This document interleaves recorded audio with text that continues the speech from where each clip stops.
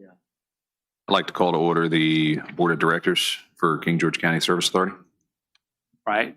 Please join us in the invocation, which will be led by Mr. Brian Metz, and the Pledge of Allegiance to follow.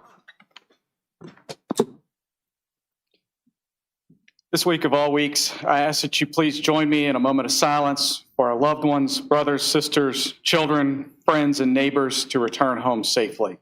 Please let us bow our heads in a moment of silence.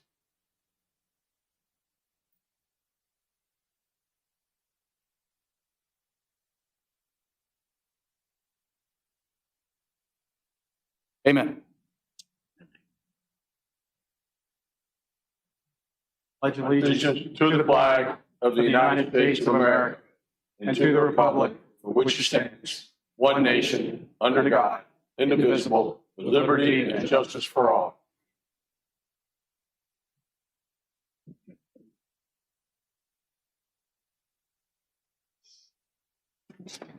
All right, thank you. Do we have any amendments to the agenda? Mr. Chair, Sir. I'd like to make a change to move agenda item 03, TAC 12, to consideration of fee changes for the King George Community Development to an earlier time so we can get the county employees out of here. All right, is it a motion? Or do we need a motion? Well, I'll make a motion. Second. All in favor? Aye. Any opposed? Chair votes aye. Oh, thanks, sorry. I forgot to mention that Ms. Bender's going to be working online tonight, so she will be there with us.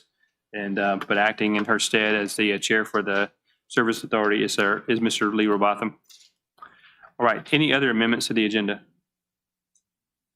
All right, pressing on. Public comment. Comments should be limited to 3 minutes per person in order to afford everyone an opportunity to speak. Please provide your full name and your district when submitting your public comments so they can be properly included to the public record. First off, we have Pastor Davis. Thank you, Board. My name is Sherman Davis, and I live at Dalgan, voted in the Dalgan district. Scriptures in Matthew 24, Bible says, "And ye shall hear of wars and rumors of wars. See that ye be not troubled, for all these things must come to pass, but the end is not yet." What end? That is the end of a dispensation, the end of a period of time. Then he says, "For the nation shall rise against nation, and kingdom against kingdom, and there shall be famines and pestilences and earthquakes in the divers places. All these are the beginning of sorrows." That is Daniel's prophecy concerning the tribulation period. And Jesus is talking to the nation of Israel. He's talking to the Jewish person. And he says that the tribulation period is going to begin, and this is the beginning of sorrows of the tribulation. And then he says in verse 9, then shall they deliver you up to be afflicted, and shall kill you, and you shall be hated of all nations for my name's sake. Talking again about the nation of Israel and their hatred towards the Jew. And then he says in verse number 11, "And many false prophets shall rise and shall deceive many, and because iniquity." Now, we are living in the times of the Gentiles, which started with the Babylonian Empire with Nebuchadnezzar. And then there was the Medes and the Persian Empire, and then there was the Grecian Empire, and then there was the Roman Empire, and we're in the times of the Gentiles. And so Jesus said that these times shall come to an end. This dispensation, this period of time will come to an end when the tribulation period begins. And so he says in verse number 11, "Because iniquity shall abound, the love of many shall wax cold. But he that shall endure until the end shall be saved."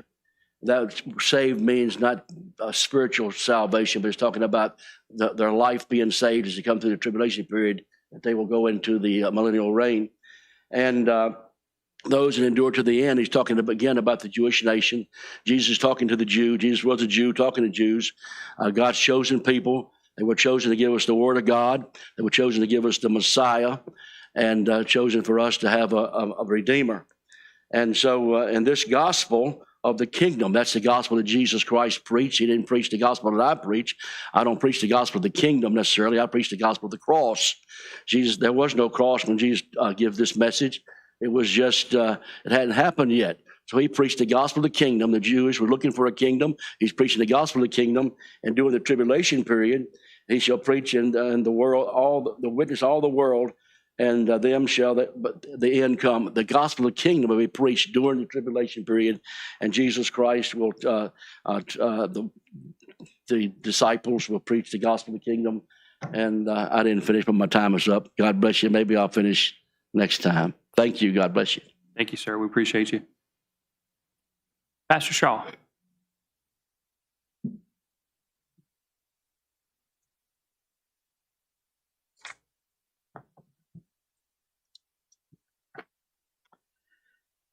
James Shaw, James Monroe District, columnist for the Northern Next Sentinel, citizen journalist, kgmedia.top, not speaking in my capacity as EDA member, speaking as a citizen. New hat, good guy with a gun. I had to dust this script off and update it. The first iteration was December 3rd, 2019. Some things change and some things stay the same. I'm still the good guy with a gun. You have heard of first responders, and if and when the situation arrives, I volunteer to be the zero responder. As the saying goes, when seconds count, first responders are only minutes away, so someone's got to get there before the first folks. By the passage of R05 2026, which is in your packet, you can help me and others like me protect myself, my family, friends, neighbors, you, the people behind me, and the people listening online. I'm like Joseph Chilton, who a few years back stumbled upon a fast food restaurant robbery. Retrieving his gun from his vehicle, this good guy with a gun was forced to exchange gunfire with the alleged robber who threatened employees. Quote, Sheriff Victor Hill was so impressed with Chilton for defending those who could not defend themselves that he made Chilton an honorary deputy and inducted him into the Sheriff's Posse Hall of Fame. Some of us, quietly, in your midst, have in our possession a special card, a photo ID that was easy to get, and some related hardware. If one disarms or diminishes the ability of permitted and trained citizens to be readily prepared for potentially deadly events, people can get hurt. People can get wounded, people can die if some of these onerous, unconstitutional laws get passed, enacted, and enforced. It's not faceless and sterile numbers and statistics behind these unconstitutional laws coming out of Richmond. Real people will get hurt, your friends, neighbors, and a potential rescuer and or savior. You tonight can help defend freedom and liberty. And so I encourage you, supervisors, to vote yes on R05 2026. You have a choice. Tyranny of the majority versus protecting the God-given rights of the minority. Evil gun owners versus legal, lawful gun owners. God bless the King George Renaissance as we plan for the worst but hope for the best in our beloved King George County. Thank you. Thank you, sir. All right, that was all the people that pre-signed up. Is there anybody else that would like to make public comment at this time? Seeing Mr. Dines, do you have anybody online? Yes, Mr. Chairman, TM is on the line. Okay. TM, would you like to give your comment? Yes, can you hear me? Loud and clear. Okay. Hey, this is Terry Morgan, Shiloh District, and I wanted to say I was very pleased to see the resolution 05-2026 being put on the agenda tonight. I'm in full support of that, as I have been in the several times prior to today that we have done that. But I would also ask that we address and consider with the supervisors where we stand on the sanctuary county, and also will we comply with ICE. I would like a stand from the county on both of those items. I know that they're very controversial. However, I do know that, we're I feel that King George, does have questions in reference to that. And I, as a citizen of King George, would like to stand on that. My next thing is on a totally different subject I would like addressed is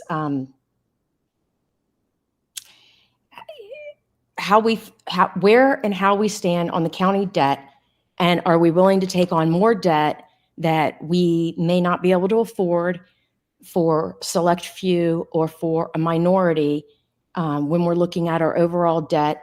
And also to remember as we take on our CIP that we think about it as our house, as our household and how we budget. Sometimes the old saying, a bird in the hand's worth two in the bush. We can't be promised money that we do not have and do a budget based on that. And so I just would like that to be a thought and consideration. And I know my husband, for example, would love to say, oh, we can't afford to save that much if I go out and buy something and it's a BOGO, it's a buy one, get one. And I think when we consider our budgets, we need to consider that also. Sometimes we can't always afford it at the time and we need to put off. It may cost us a little bit more in the future. However, when you don't have the money now, you just don't have the money. And I've heard the comment that we don't have the money several times over the last year. And so I would just like that to be considered. That's all. Thank you for your time. Thank you, ma'am. Appreciate it. Mr. Dines, do you have anybody else? No, Mr. Chairman. All right, I will close public comments this time. We'll move on to the reports of the board. Mr. Robotham? Thank you, Mr. Chair. Appreciate everybody coming out this evening. Again, we got a big agenda, so I'm just gonna, I don't have anything for the group. We'll just move on. Okay. Sounds good. Thank you. Ms. Bender? I'll keep mine relatively short online. Sorry I couldn't be there tonight. I had some surgery yesterday, so a little late up today. But one of the things I wanted just to point out is I want all our citizens to make sure we really pay attention to our legislature and the state mandates that are coming down at us. And it's going to be a lot, and hopefully some of them don't get signed, but they are very concerning to me. And we really need to pay attention as citizens to what is going on in the unfunded mandates to come. Thank you. Thank you. Mr. Stroud? Thank you, sir. On 18 February, I attended a virtual Comrel meeting, which is just a short meeting to address the next in-person meeting, which is 18 March at the NSF Indian Head, Maryland. So Comrel meeting. Like many people are talking, which I'm glad that they are, about the vote that's coming up. So it's very important. Supervisor Sullins mentioned the last board, but there's a very important vote coming up. And I really encourage people to go vote. So that's all I've got, sir. Mr. Metz? Thank you. Failed to mention this on last board report, but I did get to go to the school's DECA fundraiser, and I think I won't steal their thunder entirely, but tomorrow they're making a sizable donation to Love That Neighbor from their volleyball tournament. So it was super thrilled to be able to get to see the kids playing for the revenue that they raised for a great nonprofit. Also, I'd like to say thanks to the school board. Got invited to the 20th CTE visit to Caroline County, and then again on the 26th to Smithfield. Both CTE programs set up a little bit differently, different program mix in those two, and it'll be exciting to see what the school comes out as their priority list. A lot of discussion about the construction of the building, the flexibility, but also the setup costs for each of the different programs and how to sustain that as we go on. So very fruitful visits for both of those. All right, thank you, sir. Mr. Davis? Thank you. Thank you, everyone, for coming. Thank you, Ms. Morgan, for your comments, and I do support you in all that you just said. I would like to see the board tonight, as opposed to just having these resolutions go through, have us vote on these, just to make it official. The only thing I wanted to add tonight really was, this is not a put down of the school system or school board. It's really just a being aware of something more than anything. We've gotten, over the past couple of years of being in office, I've been contacted by several families where their kids who do, we have one of the largest homeschool populations. I don't know if you know that in King George County. And sometimes those kids get to 8th grade and they get out of middle school and they want to go into high school because they want to start playing sports and things of that nature. And some of them are reluctant to do it because the people that we have in place that are that determine where they place aren't allowing them to test in. So they'll lose credits for classes that they've already taken and things of that nature. And they're when they come into high school, they're behind. They're taking the same classes that they've already taken. And so I'd really like to look at making an easier path for kids that are in homeschool to come into the high school. And there are methods, there are tests in place where they can test to see exactly where they are and exactly what classes they should be taking. And I'd like to see those things just followed up on. It's not a mandate or a call out in any way. It's just a matter of, it's been coming to our attention a lot over the past couple of years. And I think there's an easy way to rectify that. But thank you everyone for coming here. Thank you for your support. And at the end of the day, I think the school board and the superintendent are doing a really, really good job. I'm really happy with the principals, especially at our high school. I think he's doing a good job.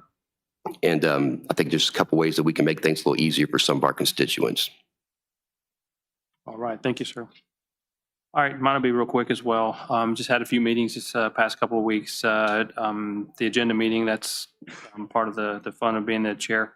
Also got to meet with George Washington Regional Commission along with Ms. Bender, who is the chair of that. Met with Ms. Parnell. You may remember she came before the board a few months ago with Project Exodus to build some starter homes here in the county. She's going to be coming back mid-month and asking us if we could endorse another grant application. So it's not going to cost us anything. GWRC is actually going to do the administration stuff on that, but with the county endorsing that helps her with getting the money for it. Also had a meeting with last week with Mr. Smolnick and a lady named Christine O'Connor. She's an entrepreneur, a business lady that does a lot of contracting for government services. And she's looking to try to get involved with the VOTEC building and see if maybe she can provide some contract instructors instead of full-time teachers. So that's something that we're looking at the possibility of. So it was brought forward earlier, the mention of the early voting supposed to start for the redistricting stuff on the 6th. It's been brought before us a number of times. Hey, there's a bunch of counties out there that are doing resolutions that they're not going to support this. I've talked to the county attorney. I've talked to Ms. Gump, our registrar, my thoughts on this, I mean, I can't speak for the board, but my thoughts are, I think we need to stay out of it. I have my opinions. I've encouraged y'all, get out and vote, please. The verbiage on the ballot is very, very confusing. It leans toward wanting people to vote one way or the other. The gist of it is, if you want to maintain the status quo, where we have a roughly 50-50, 60-40-ish split between Democrat seats and Republican seats, then vote no. If you want to completely upend that and fix it so that the Democrats have a 10-to-1 advantage in Congress coming from the state of Virginia, then vote yes. It's that simple. If you want to leave it alone and go with what the people in the past have voted, vote no. Now, as far as the resolution, talking with Ms. Gump, the state law says that if they say that we're going to have an election, we will fund it. If the state comes down from Richmond or comes up from Richmond and says, hey, we're going to have an election next month to discuss whether the sky is blue or not, guess what? We're going to fund it. By law, we have to.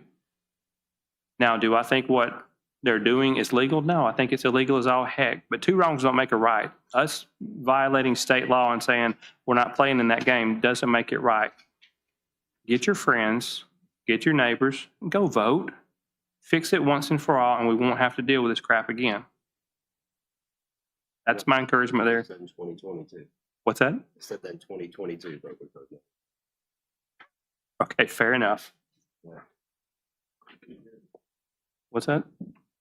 I said they voted on it in 2022, so we wouldn't have to deal with this crap again, but here we are. Okay, bold statement that we won't have to deal with it again. We probably will have to deal with it again, but at least we'll put it to bed now. Saying we're not going to play sets us up for lawsuits, sets us up for other issues. So get out and vote. It even says in the verbiage that it is a temporary thing. So it's temporary just to manipulate the elections this year. Yeah, yeah. There's nothing temporary about it, but anyway, this is supposed to be my board report, so I apologize for going down a tangent, but yeah, that's my thoughts on that. I've been asked, what are your thoughts on it? That's my thoughts. I don't think it's legal for us to say we're not playing. There's a couple different precedents on why that is. If you have an opinion, go vote, please. And then after the fact, if it doesn't go your way, then we can appeal because, again, it's not constitutional the way this is being handled. That's that. All right. Moving on to the consent agenda. Before we vote on the consent agenda, there was something that was brought forward that the minutes over the past few weeks since we started this new year need some changes. Mr. Collins' name is still on there and Mr. Metz's name is in the wrong location. So other than that, can I have a motion on the consent agenda? I'll make a motion to approve the consent agenda as presented. Second. And I verified my name's in the right place this week. Okay, good. Very good. All right, we got a motion on the floor. It's seconded. Any discussion? All those in, well, actually, this is a roll call. Mr. Robotham? Oh, I'm sorry. Wrong one. Mr. Stroud? Aye. Mr. Metz? Aye. Ms. Bender? Aye. Mr. Davis? Aye. Chair votes aye. Motion carries. Over to the constitutional officers. I think Ms. Puckett's got a presentation. She's going to chat with us tonight a little bit about the reassessment that's going on in the timeline. Good evening, Mr. Chairman, members of the board. My name is Regina Puckett, Commissioner of the Revenue, and I have with me Gary Eanes and Ethan Andrews from the Reassessment Company to answer any questions and provide the presentation for you. Thank y'all. Thank you. Hello, board. First of all, thank you for having us, and it's been a pleasure for all of our folks to go around and take a look at this county and enjoy the scenery and all the water and the homes and the good people that we've been in contact with. I'm gonna go quick if I can figure out how to do this. First of all, we're a division of Vision Government Solutions. Our company provides reassessment services for localities such as yourself that you don't have the resources to do a reassessment. So we provide those for you. As of this past January, our division has completed 167 reassessments in 54 different localities across Virginia and North Carolina, totaling 2.8 million properties. What are the legal requirements for a reassessment? And I'm going to speak fast, and I'll leave a copy of this with your folks to get you guys a copy of it. The state law requires that each county reappraise at least every 6 years, depending on population. If you're over 50,000 in population, then you would have to do a annual reassessment, or at least in 4 years. The state is recommending more frequent cycles to try to keep down the sticker shock that's normally typically associated with a reassessment. Also, the legal requirements by the state of Virginia, they say that if your ratio, which we'll get into that in just a minute, drops below 70%, then the state would require you to do a reassessment to get your property values back up closer to 100% of market value. Whoops, excuse me. The first step in the reassessment process is a comprehensive sales study. We come in and study sales right here within your county. We visit each property, a field inspector who basically takes the records from the existing county records, and we go to the property owner and go over that with the property owner. If they're not at home, we would leave a door hanger notifying them that we did an exterior inspection of the property. It's skipping fast. Sorry. Our field appraisers also utilize your GIS system to verify woodland versus water frontage, topo. All this is looked at and used in the valuation of these properties. Our goal is to produce accurate assessments, and one of the tools of measure is the ratio study that the state would do after we are finished with the reassessment. And basically this says that if your property is assessed at 80,000 and it sells for 100,000, then we're at 80% ratio. So it's very important that we get the market values up to close to 100,000 or 100% of market value. The three approaches that we use in appraising is the cost approach, the income approach, and the sales comparison approach. This is mass appraisal, so basically we're taking the sales and building them into the cost approach.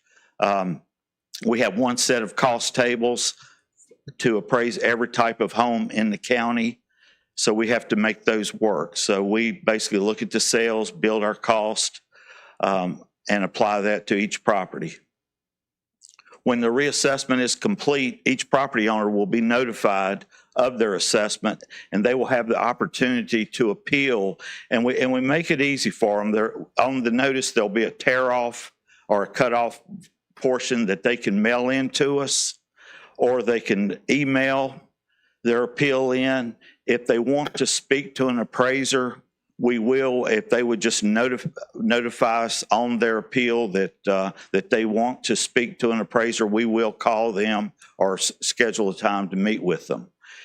If the property owners disagree with our decisions after we have our appeals, they can appeal it to your local board of equalization, and they are appointed by you or from citizens right here in the county. The commissioner's role, the commissioner and this board has nothing to do with this reassessment. I just want to put that out in the public. The reassessments are mandated by the state of Virginia. I'm sure you're not excited about having the calls after these notices go out, but we would ask you just to let the process happen.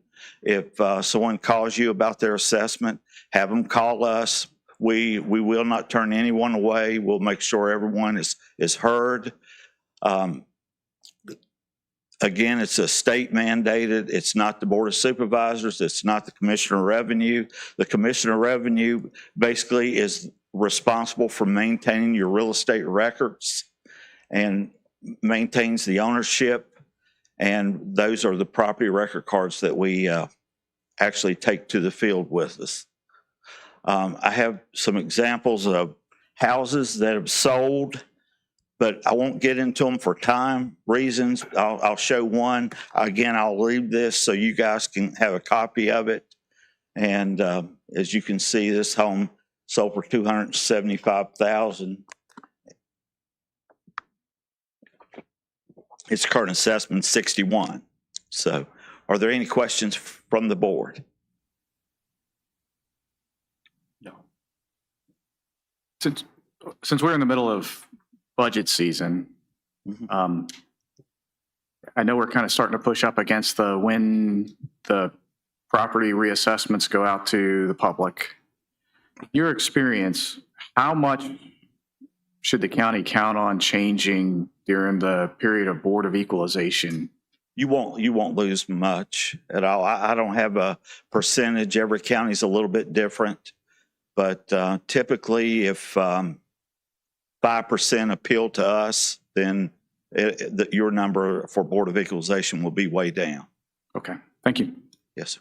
Do you know what your timeline is when you expect did you say that already? No, I didn't. I'm glad you brought it up. The notices are scheduled to go out this Friday. Okay. So it was a good time to come and meet with you folks. The phones will start ringing, but if someone wants to appeal, or go over their property record card, we'll be happy to do that. We had two things. You had a new appraisal system that we basically had to make work. So I think we're leaving the county with a good good appraisal system that the commissioner's office will be able to utilize in the future. So everything's working, and staff here has been excellent to work with. So we just really appreciate being opportunity to serve you and the citizens of King George County. All right. Thank you, sir. Appreciate you. Thank you. Ms. Puckett, do you know what is your timeline as far as what's the deadline on appealing? And then when do you think you're going to have your numbers to us so we can try to set the tax rates?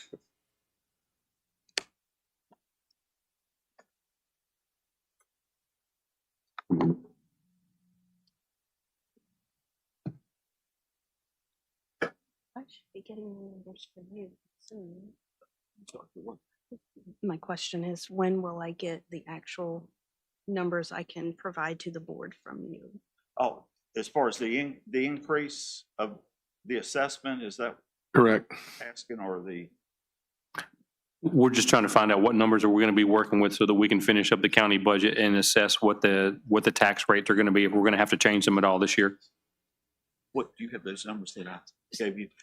I think the market value, the overall increase was right just under 24%. That's a county average. Of course, some properties, would go up a lot higher than that, but that was the overall average.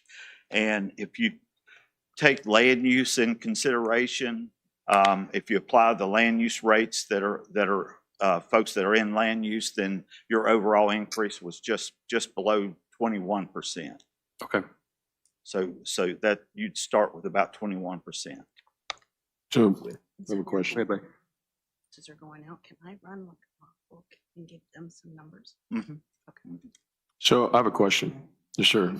So whenever you get a call and somebody calls and let's just say it's me, and I call and I say, yeah, this is Joe Marine, and I want to know why my property went up 24%. What are you going to tell me? Well, first of all, we want everybody to either fill out the form and send it in, or email it. We want a record that they're appealing. If they send an email in and they want to know what is the methodology, we have a letter that we will send back to the folks. If they email us, we'll email them actually our sales study of the sales that we used. We'll send a letter of methodology that explains the process of the reassessment. And then if they say on there that they want to actually speak to an appraiser, then we will give them a call and go over the property record with them. I would have them look at their property record. Again, it was a new conversion to a new software, so we're bringing a lot of old data in and updating it. And I was telling Ms. Puckett that we've looked at it, and I proofed another property this morning right before the notices are going out, and I found a land error. So you need to look at your assessment, and first thing they need to ask, would I take that from my property? And typically you wouldn't. But these have been some of the best. I've been in the assessment business for over 40 years, and it's almost getting embarrassing saying that now because I'm giving my age away. But I've never seen a real estate market like we've seen since 2020. And you guys have seen it. The real estate has gone up. Okay, so one of the things whenever I ran for election was the previous assessment that I called out because I found some blatant errors in it. And I think we spoke about that before, where there were two properties that were nothing divided them except an imaginary line. Right. And the plats, but they were called two different things. So now I'm assuming, because I haven't seen any of this, and then I'll look and I'll see if I see the difference this time or not. Right. But you guys are using new technology. One thing that I did notice difference is that this time I actually saw you guys out at the property. Someone. Yeah, there were actually, somebody physically there. So, and he didn't just drive by in a car. I mean, he got out, walked around, asked questions. I I don't know if you took pictures or not, but I actually saw somebody where previously we didn't. Yeah, we tell our folks that if you go to the property, you eliminated 99% of the problems. So we do put boots on the ground. Well, I ask this because I know we are going to be dealing with it. We are going to be asking questions, and I am going to refer them to you, and I am going to Please do. encourage them Please do. to fill out the form. But I still want to have a grasp of it myself. Right. So, Of course, we look at the zoning, we look at the use of the property. So it is mass appraisal. You know, we're not pulling 3 comps for every property. So it is, we take all the comps and basically put them in one big basket and you know, work the properties from that. So I'm proud of our guys, what they've done, and the staff that we've had here, of the work that they've put into this. And we appreciate it. we're just glad to be here, and we won't leave you. We'll answer those questions if someone seeks us out. All right. Thank you. I know Ms. Puckett's going to need your help for sure. We will So, be happy to. Yes, sir. So if I could go back to the original couple of questions, Okay. what's the deadline for the appeals? I think. Do you have a copy of that notice? I think it's Yes. the 24th Yeah. Of March? of this month of March. Yeah, the notices go out this Friday, and then they'll have until the 24th to appeal. And it'll take a while, you know, to get through those. So we'll still be processing those. All right. And then the other thing was, when do you think you're going to have the numbers, the revenue over to Mr. Smollett so he can start doing the calculations? So now that the notices are going out, I will have all the numbers, and I will begin to work on it in the system tomorrow. Mhm. Hopefully by end of business tomorrow, if not Thursday. Oh, wow. Okay, cool. Subject to the appeals, of course. Well, I've actually reserved the boardroom for the 23rd Okay. for the assessors, 23rd through April 3rd, 23rd of March through April 3rd. And what's that for? For the folks to email, call, come in and speak to the assessors. And then after that, the Board of Equalization will be put into place. Go ahead. So thank you. So the Board of Equalization will be after when citizens can come in. How long are the hearings for the Board of Equalization? They will be until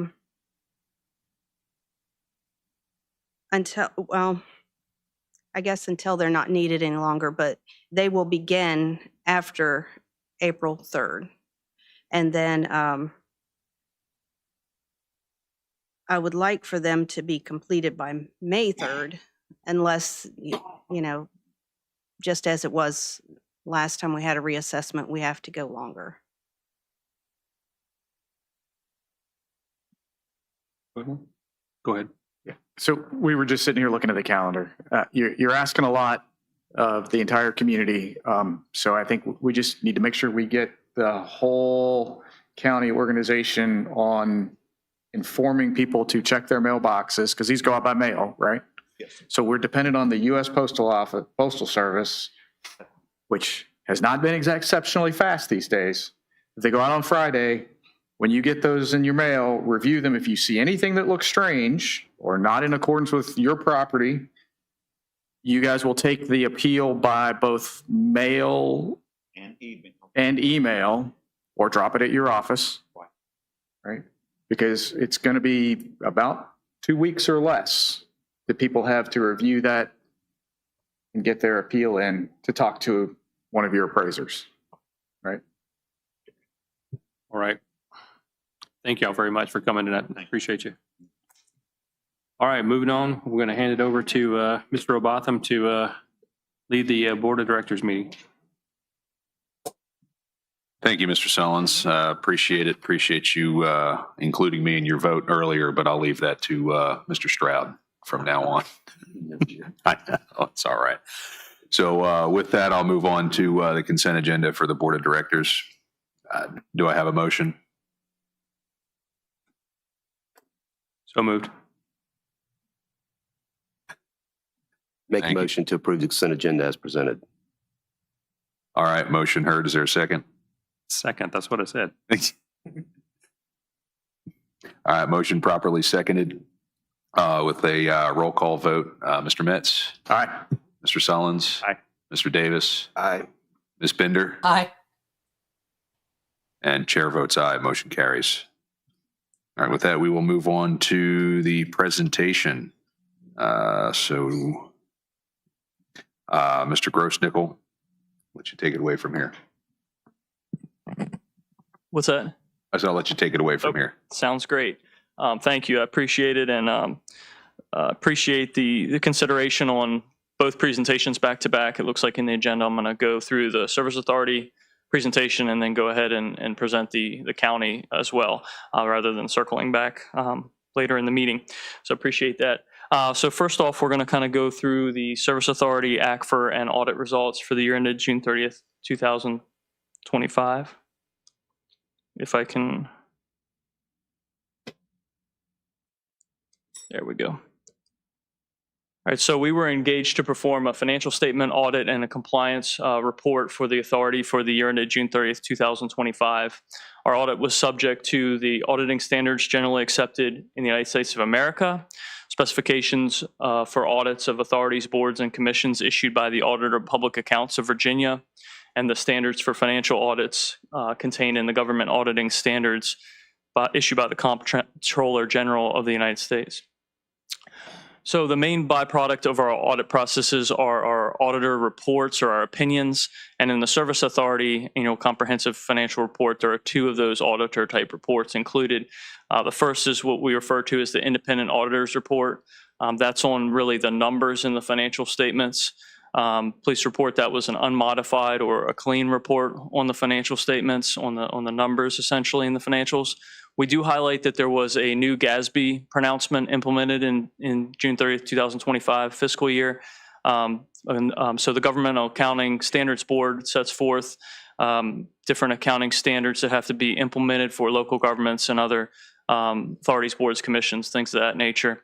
And so in 2025 fiscal year, GASB 101 went into effect, which was a relatively significant one in that it impacted pretty much every locality and authority, board, and commission, and also required a little bit of extra work on the part of staff, as well as the auditors to implement that. And it dealt with just the measurement of compensated absences, accrued leave for things like vacation, sick leave, other types of leave. So it just measured those liabilities in a little bit different way. And so that was implemented during the fiscal year for the Service Authority. And we do highlight that as a significant accounting pronouncement that was just implemented and a change in accounting standards in the independent auditor's report. The second auditor type report that is included in the Service Authority financial statements is what's commonly referred to as the Yellow Book report or the Government Auditing Standards report. It's on internal controls and compliance related matters. So in that report, we would note any material weaknesses or significant deficiencies that we had noted during a course of our audit in controls and compliance related matters. We did not have any material weaknesses or significant deficiencies related to the internal controls. Just a couple of financial highlights from the year ended June 30th, 2025. Net position at June 30th, 2025 for the Service Authority was $31,263,916. That was an increase in net position of a little over $5.2 million from June 30th, 2025. One of the main drivers of that, there was a good amount of ARPA money that was awarded to the Service Authority a couple of years ago, and a large amount of that was spent in 2025 on some projects for the Service Authority. And so that increased the net position. That's one of the main drivers of that increase in net position for the fiscal year. The operating income, which that contribution from the federal government essentially is not included in the operating income, it's a non-operating item. The operating income, though, also had a positive increase of $1.2 million of net operating income for the year ended June 30th, 2025. So I have a chart here that just goes through the Service Authority net position over the last 5 years, 2021 to 2025. You can see that the overall net position has increased, this is the change in net position. You can see that the change in net position has been trending positive in all 5 years, and in the last couple years, we've been over $2 million as far as the increase in overall net position for the Service Authority. You can see the different components of that, the operating revenue, operating expenses, and then the non-operating items and the capital contributions, that $4.6 million, that's where that ARPA money essentially shows up in that figure there for 2025. Here's just a little visual chart on the operating revenues and expenses. Obviously, you want for your operating revenues to outpace your operating expenses, and you can see on this line graph here that for all of the last 5 years, you have had a positive operating income for the Service Authority, with your revenues in each year exceeding your operating expenses. With that, I'd be happy to answer any questions related to the Service Authority. Does anyone have any questions? Mr. Hamilton?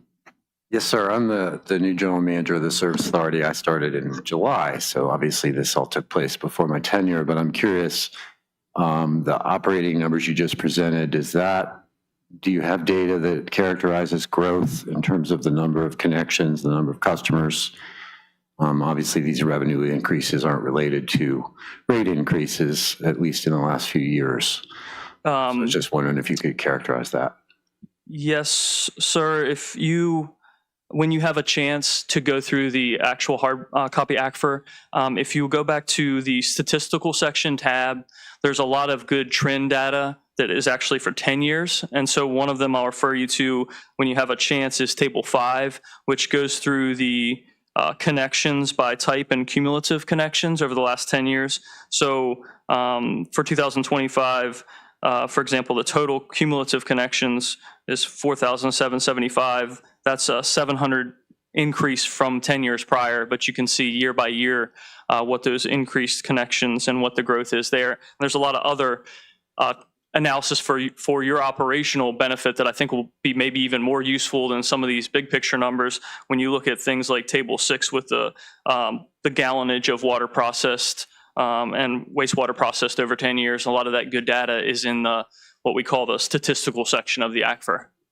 Okay, just to be clear, in defense of the finance folks, I have received this report. I believe I got it about a month ago. I did review it. I certainly didn't review all of the tables and charts. And this question just popped into mind when I saw the numbers you just presented. Also, I guess I would point out for everybody else, you can see there's a fairly consistent difference between revenue and expenses, which I would consider to be a good sign. It means there's some consistency there. But in any case, thanks for answering my question. I appreciate it. Yeah, yes, you're welcome. And yeah, these financial reports, even the Service Authority one is now 85 pages. These GASB pronouncements that I've mentioned previously add a lot of volume. When we get over to the county ACFR, then we're talking almost 200 pages. And so it is at times hard to pull out the items that are really useful. So if you ever have any questions related to that, you can pass those through staff. And I'd be happy to help you find some of the key components if there's things that you may be looking for that I may be able to help you hone in on those. So for example, the statistical section is one that is very helpful for trend analysis, not only on the Service Authority, but on the county side as well. Whereas it's not a big picture figure, but it's other supplementary information that gives a lot of context of growth. And just looking back on the county side, when we get to the county ACFR, look at things like real estate assessments that we talk about tonight and look back, you can see for 10 years the trends in real estate assessed values and levies and things of that nature. Yeah.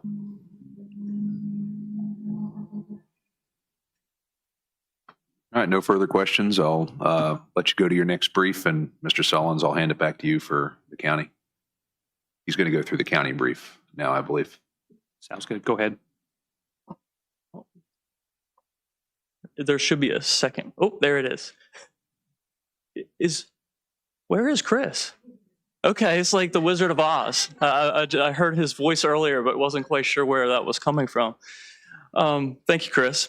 So now I just want to take a couple minutes to go over the audit results for the year ended June 30th, 2025.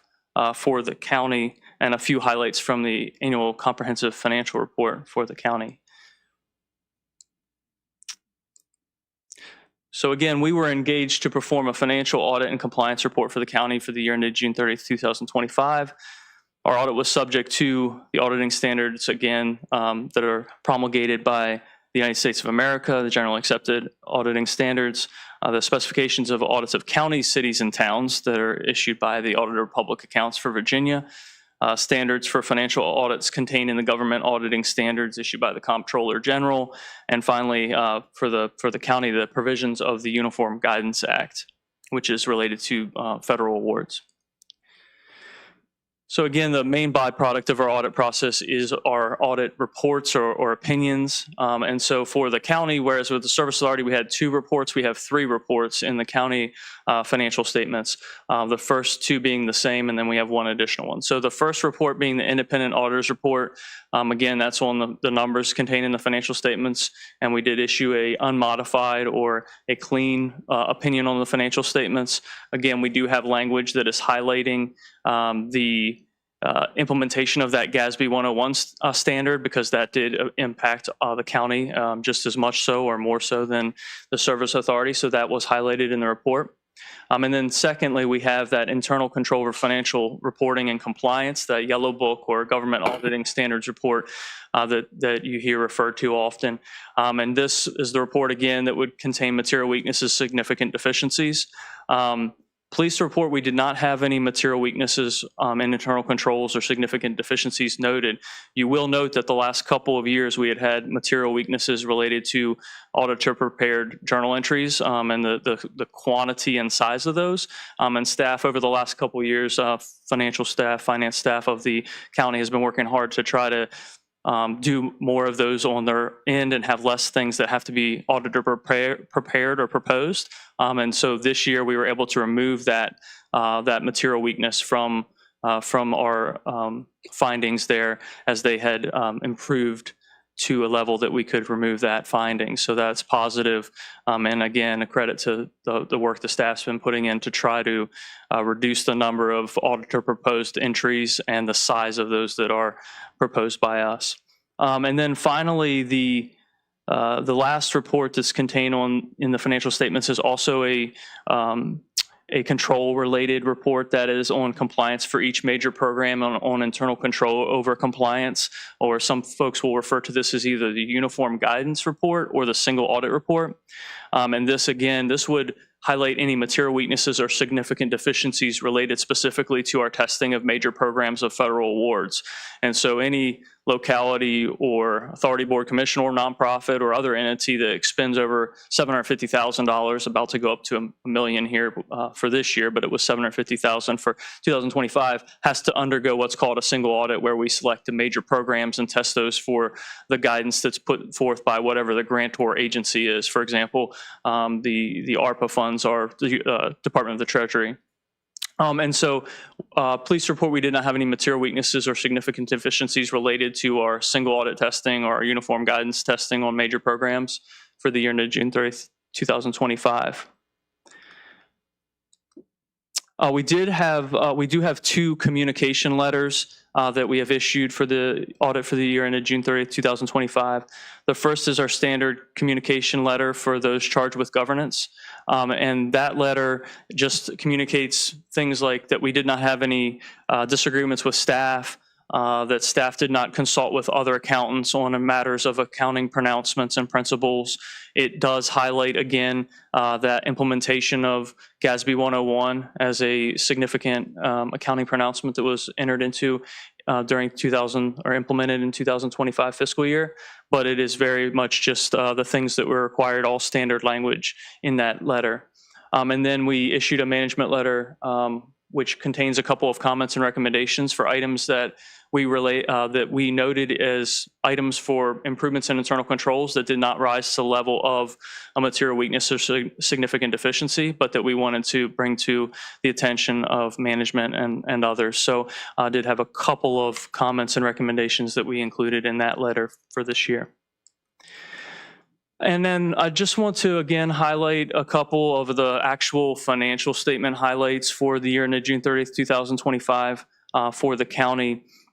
And so first of all, the first couple of figures that I'm going to highlight are on what we call a full accrual basis. Those of you that have been on the board or relate in different capacities with local governments for a while will know that for counties, there are two different accounting bases that they report on. One being the full accrual basis that includes all long-term assets like buildings and vehicles and things like that, and all long-term liabilities like your hard, debt, your actual debt with payments, as well as things like other post-employment benefits, pension liabilities, compensated absences that we refer to related to that change in standards with GASB 101, and kind of takes all of that into account and has a delta or a residual referred to as net position, essentially your equity. And so for the governmental activities of the county, June 30th, 2025, the total net position was $91.7 million, almost $91.8 million. And that was an increase in net position of $1,079,975. And then the second basis that local governments report on is what we refer to as the modified accrual basis of accounting, sometimes also referred to as the budgetary basis of accounting, because it's what you use for the general fund when you budget and things of that nature. It only has your near-term assets and liabilities, and the equity or the residual or retained earnings is referred to as fund balance.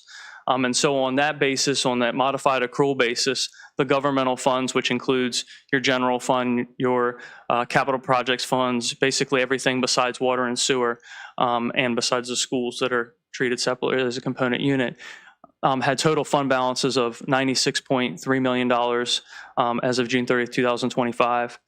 That was a decrease in fund balance of $6.7 million.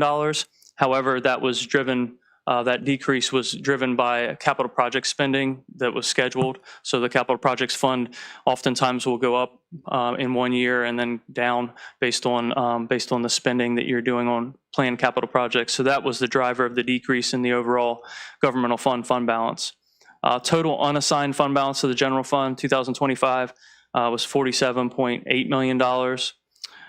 And then from a budgetary standpoint, the general fund revenues were over budget by $293,461, so very much on target overall for the budget to actual when you come to just a cumulative amount for the general fund revenues, while the general fund expenditures were under budget by $9.5 million.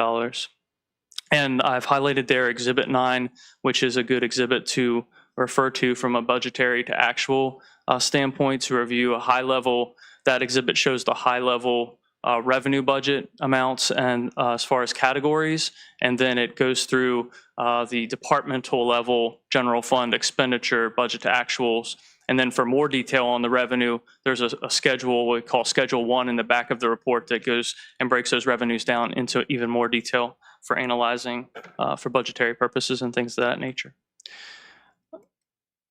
So a summary of the fund balance for the last 5 years is presented on the screen. These buckets are non-spendable, restricted, committed, and unassigned. And so, for example, non-spendable would be something like prepaid expenses because they've already been paid for. You can't, they're an asset, so they kind of fall to the fund balance, but you cannot spend them because they're already out, have already been spent. They're just an asset that's already been expended. Restricted being items that are restricted by external sources that you cannot use that part of fund balance for other purposes. Items that are committed in nature, either committed by external or internal parties, and then unassigned fund balance.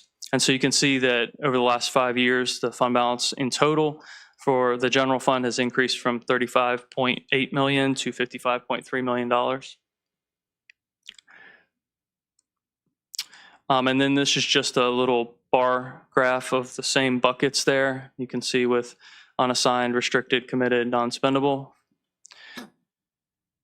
And then here I have a line graph that goes through the major revenue types and the trend analysis from 2021 to 25 on those revenue types. And so the highest line there is the property taxes. You can see that that one has been trending up from 5 years ago, a little under 30 million to now a little bit over 40 million. Some of the other buckets are relatively flat there. You can see other local taxes in the last 4 years has been very constant.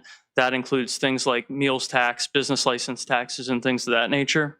And then you can see the orange line there is another one that's kind of trended up the last couple of years, use of money and property, but that's mainly driven by two factors: interest rates having been up the last couple of years on the money you do have invested, and also having more money invested because of money on hand for capital projects and other purposes. So that's the driver, primary driver in the use of money and property there. That's that orange line that's been ticking up for a couple of years. And then this is a pie chart that breaks down the total governmental fund revenues for the County of King George for 25, and which buckets are essentially the largest. And so you can see property taxes, 51.5% of overall governmental fund revenues. Other local taxes, 16%, which again is things like meals tax, business license taxes, sales tax, things of that nature. And then your intergovernmental fund comes in third there, intergovernmental funds, and those are essentially your federal and state grant revenue is what falls into that intergovernmental bucket. And then you have the other items in there. And then from a governmental fund expenditure standpoint, this is the trend analysis related to the governmental fund expenditures. You can see public safety and education, which for the county side represents the contributions essentially to the school board, the local share of the education. And you can see that those public safety and education being the largest lines there. These sometimes you see the judicial outsized amount. This includes capital project expenditures. So there was the large spending there over a couple year period related to capital projects for the judicial administration with the courthouse. And so that was kind of an anomaly outside. You can see it kind of fell right back down in 2025 to that 2021-22 type range there. And then again, a pie chart that breaks down those governmental fund expenditures by type. Again, as we saw on the line chart demonstrated here in a little bit different visual effect, education making a 28.3% piece of the pie out of the total 85 million approximately of governmental fund expenditures, and then public safety being 28.5% there. So those two representing a little bit over 50% of the overall governmental fund expenditures when you talk about education and public safety, which those pieces of the pie tend to be the largest when we go locality to locality when it comes to public safety and education. With that, I'd be happy to answer any questions related to the county ACFR. Yep. Yes, sir. So on the slide 9, on the revenues. So if you heard the earlier brief we had regarding okay, go. One more. Yeah, back one more. Okay, right there. So the earlier brief we had regarding property taxes, doing rough math, looking at that, and it's about, 2.5 million a year. So from about 2022 on, so it's about 7% a year. And then the gentleman earlier briefed that we're looking at about a 21% increase right now at once. That's a huge difference. One, I don't, on one hand, you want to say, it is what it is based on the state and the valuations. Some of that, once we get it and we look at it, it'll be, maybe hard. It's going to be hard for people to swallow, I think. Those people who are selling, they may be quite happy. But for those that are buying or those that are paying the taxes on it, they're probably not going to be so happy. But, it really jumps out in looking at your slide right here, the difference in the revenues is coming in here and then the one you're going to show us next year or, in the next audit if something doesn't change. So, and if, again, when you have a chance, the statistical section in the back of this ACFR gives you a lot of really good information. And for example, when you get a chance, table 4 will go through your governmental fund revenues and expenses for the last 10 years. And so taking it back even, a little bit further, 10 years ago, your general property taxes were 23.9 million. And for 2025, they were 40.9 million.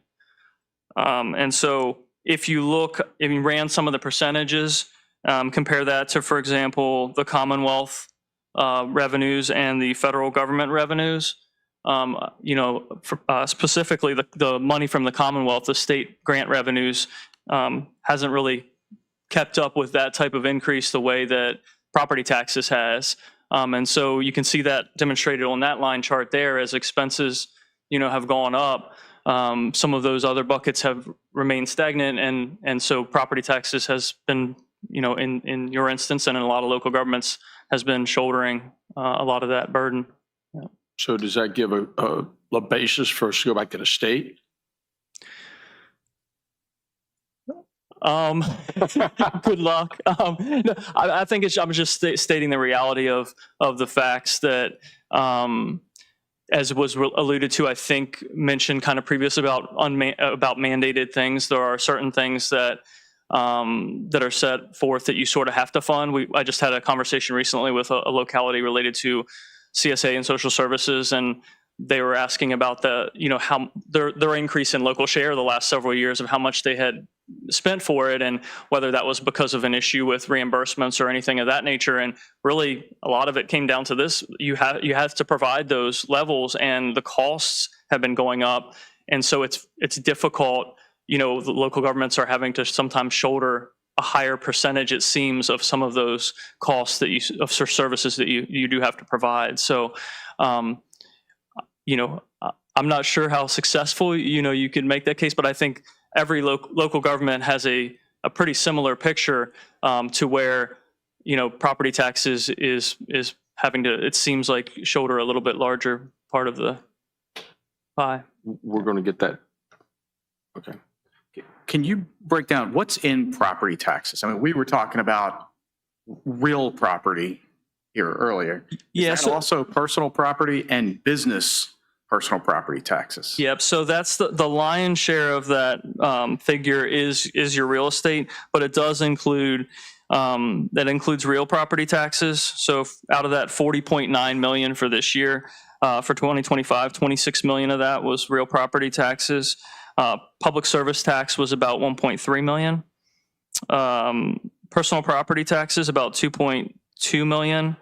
And then you have a couple small buckets like mobile home taxes, machinery and tools, penalties and interest. Those all go into that. But by far the largest two buckets between real property and personal property taxes, that's 38 million of the approximately 41 million. Yep. And that details on Schedule 1. If you when you have a chance to dive a little bit more, that's where you get a lot more detail into these larger, revenue lines. Yep. Okay, thank you. And then slide 11. Go forward. 3. Forward 2. Right there. Right there. There we go. That one. This one. So whenever you address the judicial administration and the courthouse, so that could be misleading because it looks like, okay, there's this spike for the courthouse and it goes back down, but doesn't that go to the debt service? I mean, doesn't that still go into debt? We still owe on that. So there's you essentially have two different expenses related to that. You have during the construction phase, you have the outflow, you took on debt, and then you have the expenditures for capital. And then moving forward, you'll have debt service to service that debt. So, I mean, you essentially have two types of expenditures from a governmental fund standpoint. You have your capital outlays. So taking it one step back, when we talked about the two different bases of accounting, on the full accrual basis of accounting, when you build that building, it goes straight to an asset. So you don't have an expense for it. And that's what you'd be accustomed to like in a business. But on the modified accrual basis, you show debt as revenue. So you don't put debt as a liability right away. You show it as revenue or other financing sources technically. And then you show the outlay. So you show that capital outlay as an expenditure, and then over the course of the debt, you show principal and interest as debt service. So it's kind of weird how governmental accounting does, for modified accrual for the general fund, capital projects fund, but you essentially, that way, the reason they do it is so that you can show if you capitalized capital projects right away on that budgetary basis, then you'd never really see the budget and how it came to budget. So this way you can budget for the debt proceeds if you're issuing debt, for the expenditures, you can see that capital outlay, and then you can come back in with that full accrual statement, that net position where you see your overall liabilities and things of that nature. But yeah, I mean, if you like, I could exclude the capital projects fund and provide a slide moving forward, and also as a supplement to this that gives you a 5-year trend analysis on the general fund. And that way it would exclude capital projects from that and give you a little bit better, more of your operating expenses and what the trend is there. I think that would help with, just for seeing with their budgeting aspect. Yeah. But yeah, I'd be happy to, I'll put that chart together and I'll make sure to put it in moving forward, but I'll also send it to Levita if she wanted to circulate it out as a supplemental graph, because I think that would be helpful. Yep. All right. Thank you, sir. Any other questions? Right. Thank you very much for your time. Appreciate you. Thank you all for your time. Mr. Chairman, sir, if I may, you go through an audit process and you learn what you can do better from the previous year. And I just want to take this time to commend my finance staff. Amen. To go through an audit and come out clean, it is phenomenal. So, Laverne, Levita, we got Jess, Madison, and Austin here. Part of my finance and procurement team, and they've just knocked it out of the park this year. So I just wanted to publicly say thank you all for your hard work. And it's good to see an audit like this. Yeah, very well done. All right, back over to you, buddy. Thank you, Mr. Sellens. So with that, get back on the right page here. We will move on to action items. So SA 303, the proposal to provide tech and engineering support for services for DEQ water withdrawal permit applications. Mr. Hamilton, when you're ready. All right, good evening, folks. Specific to this item, I know I sent you all a package, I believe it was over the weekend, that included this proposal and also 4 different permit applications that came from the Department of Environmental Quality. I don't know how much time you want me to spend on the background in this, but I'm going to give you a little briefing and then I'll entertain any questions or if anything that wasn't clear. But in summary, the Department of Environmental Quality reached out to me in December, suggesting that we set up a meeting to discuss the renewal process for 4 of our permits for our groundwater withdrawal water systems in the Oakland Park. Let me get this right. The Dogwood and the Owen system, the Fairview Beach and Potomac Landing Community System, the Oakland Park Community System, and the St. Paul's Church Community System. So those 4 systems are 4 of our 9 existing water systems. The Dogwood system has 1,095 connections on it, along with 38 more in Owens. The Fairview Beach and Potomac Landing Community Water System has 288 customers in Fairview Beach, another 105 in Potomac Landing, and I'm talking about connections, not population. Also, we have the Oakland Park system has 338 connections in it, and then lastly, the smallest system, St. Paul's Church, has 61. So these 4 permits are permits that the original permits were for 10 years. Well, I say the original, the most recent permits were for 10 years. The state is now issuing a 15-year water withdrawal permit. So again, they approached me in December. We had a meeting, I believe, on the 9th of January to review the application process. at which point I was made aware that these applications were due by the 3rd of June of this year. And of course, this would be for permits effective January 3rd of 2027. So when I began to review the permit applications with the permit writer from the Department of Environmental Quality, it was pointed out to me that there were a number of items on the existing permits for at least 2 of these 4 systems that were not completed and were part of special conditions of the previous permits, i.e. Water audits that were due in 2018, 2021, and then again in 2025. As well as a number of geophysical reports associated with well drilling activity and other information, GW forms, which is basically a form that's completed by the well driller when a new well is drilled. There was an extraordinary amount of data that was being asked for with these 4 permit applications, as well as $9,000 a pop for the permit itself.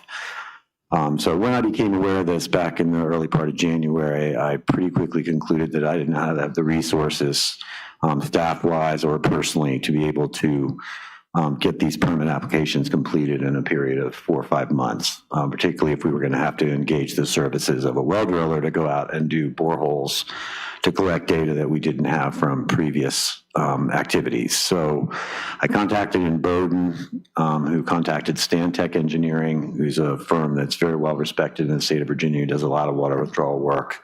In fact, some of their staff serves on a regional committee with the chair, Chair Binder.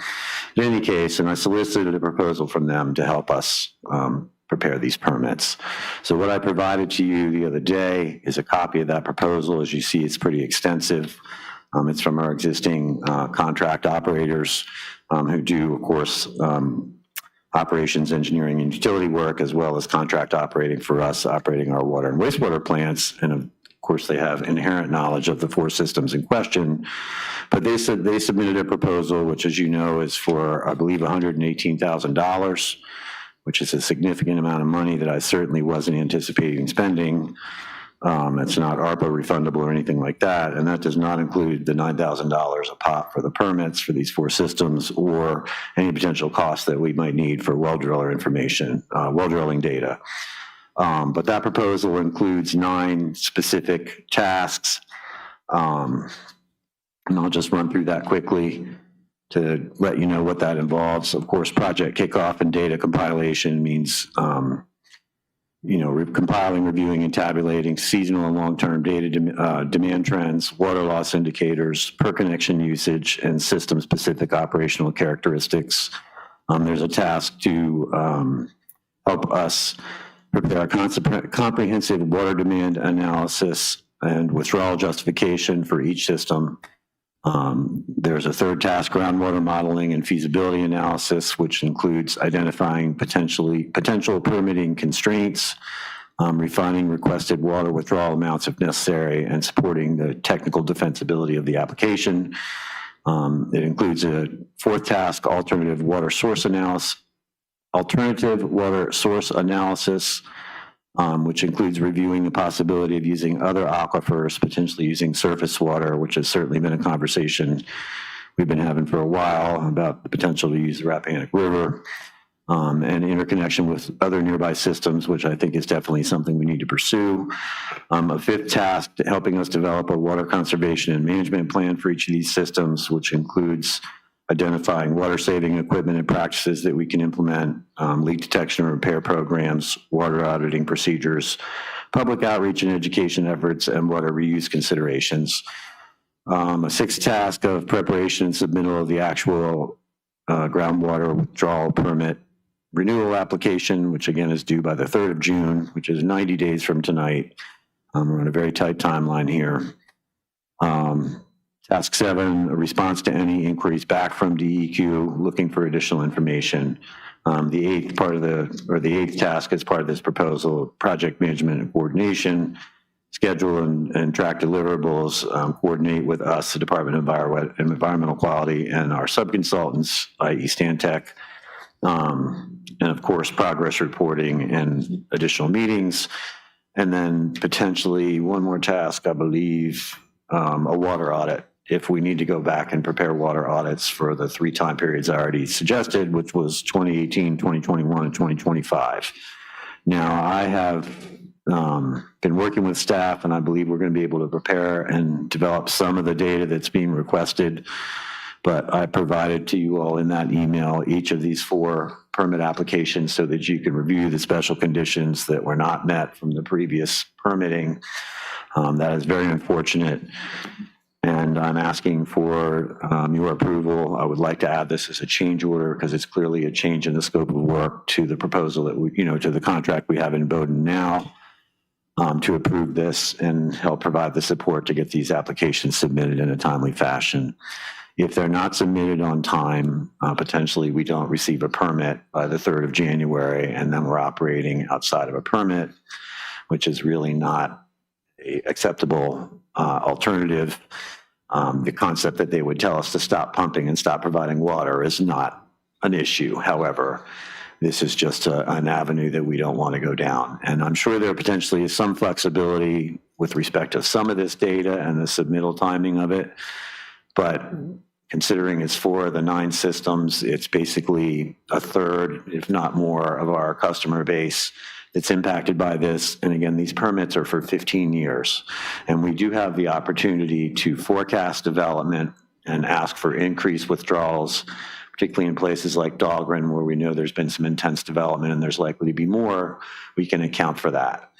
And we can also take this opportunity to reopen the conversation with the regulators about the concept of being forced to use surface water as an alternative, which is something I'm in particular concerned about given the recent issues with the Potomac River as an example of why surface water treatment is not necessarily the best alternative water supply for a small county in the northern neck of Virginia that is not creating large-scale impact to the existing aquifer group, which is the Potomac aquifers that I've basically been working in for my entire career in this industry. So that's the short version of what I'm asking for this evening. I realize the timeline here is tight. I apologize for that.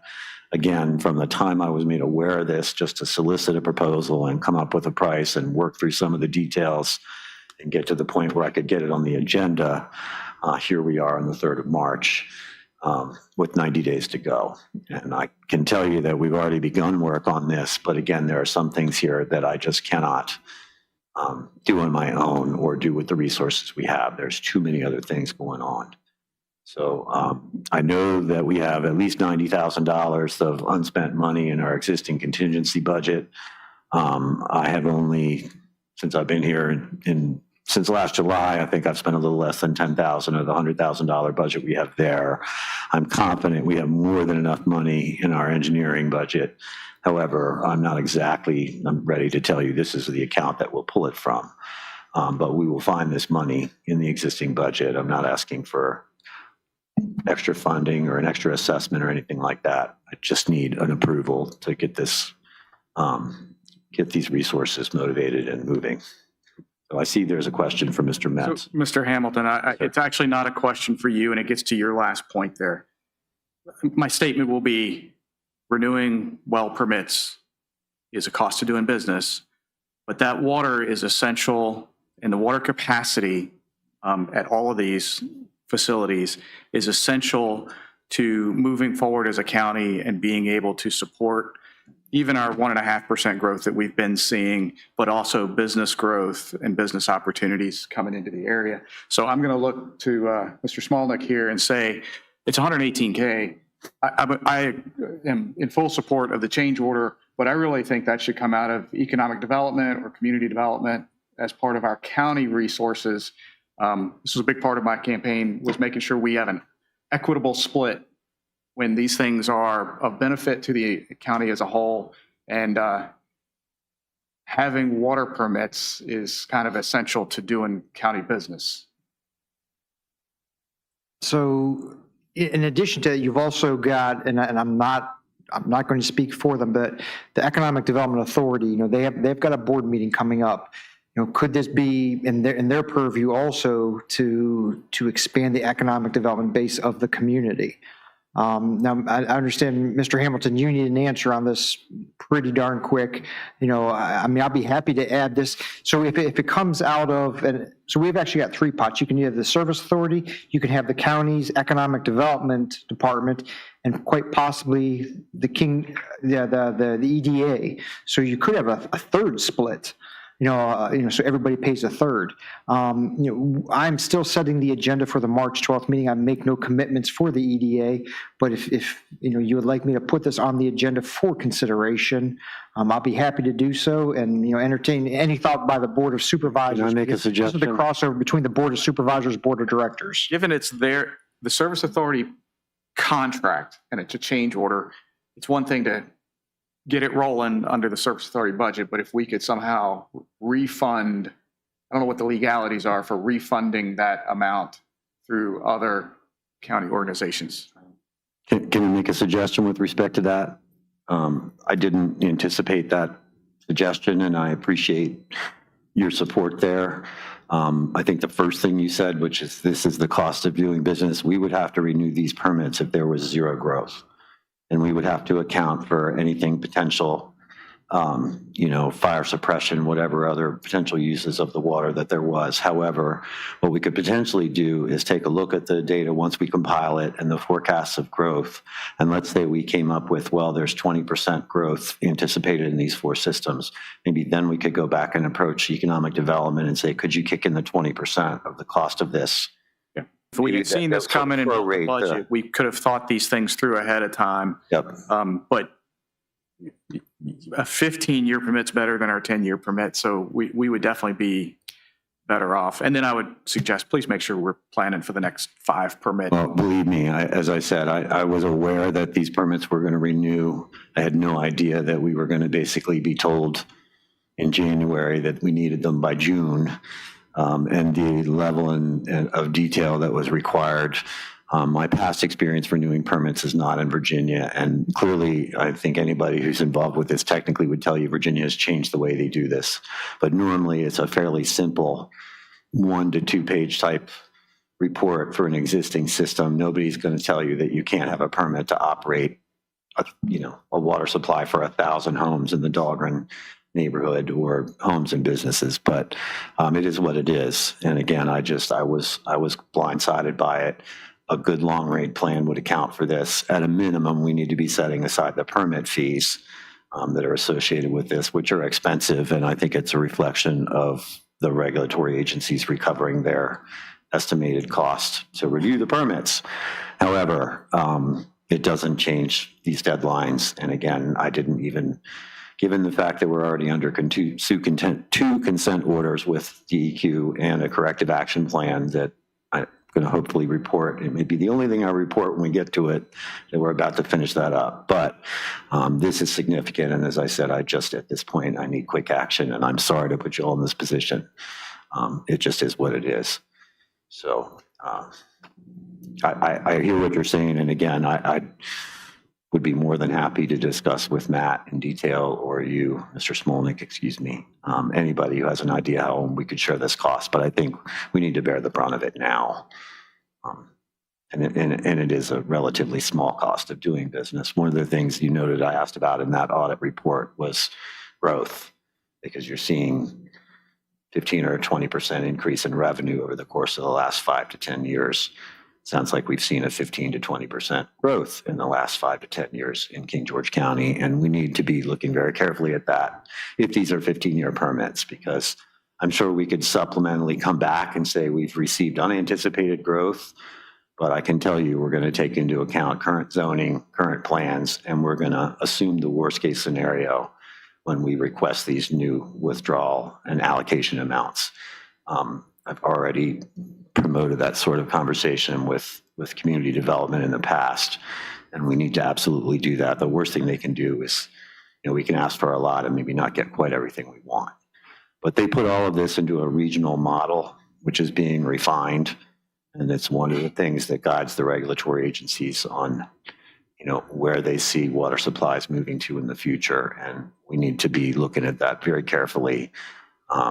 I've had some conversations again with some of the staff that I think will be involved with this. And there's definitely some skepticism about the model. And there's also some political issues here that I'd certainly love to get some help from our county attorney / state senator as we move through this process.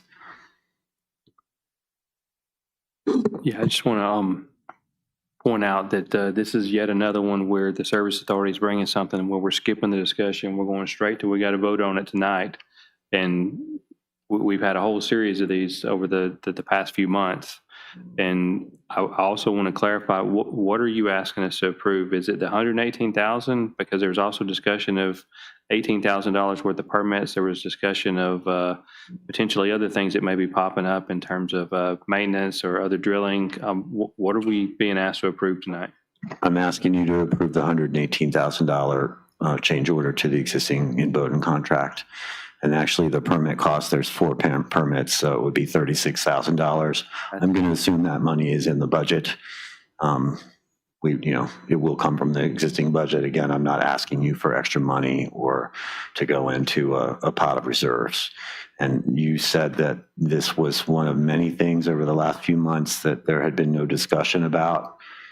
Bryce Young has come to us on a number of occasions for various change orders for wells and whatnot. So, and rightfully so, it needed to be done, on the spot. But I'm starting to wonder if y'all think ahead.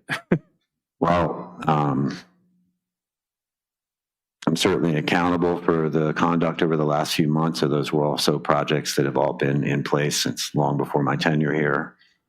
This is definitely something I would have liked to have been able to see coming at least a year ahead of time and have a plan to attack this. Unfortunately, that's just not the dynamic that I'm working in right now, and all I can do is be accountable for it. And I recognize that this is a quick turnaround issue. Absolutely.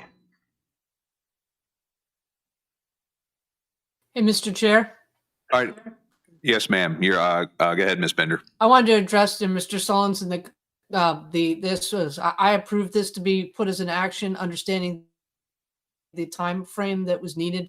And as we've noticed, Mr. Hamilton has been working diligently to go forward and not repeat past mistakes. But some of this stuff still goes back 10 years of lost data, and maybe we should have been better about our accounting and our record keeping. But Mr. Hamilton has been working hard to try to fix that. But that's why I put it as an action item, because unfortunately it's a quick turnaround.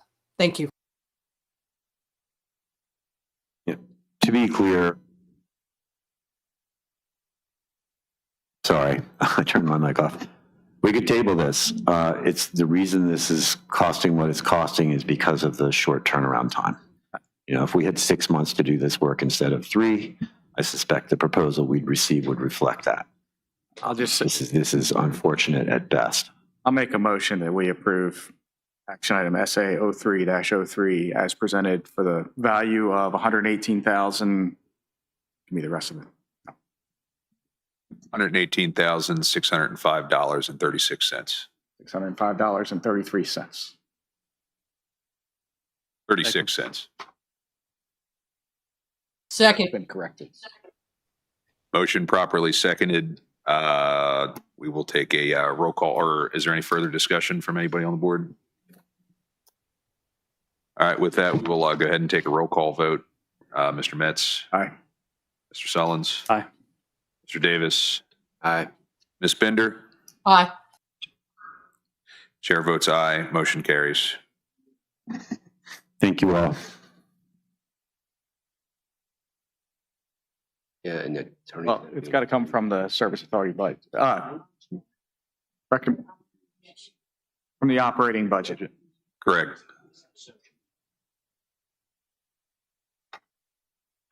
We have a proposal to make a second motion to take the funding for action item SA 03-03 from the operating budget. Second. Service authority operating budget. Second. All right, motion properly seconded. All in favor, say aye. Aye. Aye. Chair Chair votes aye, motion carries.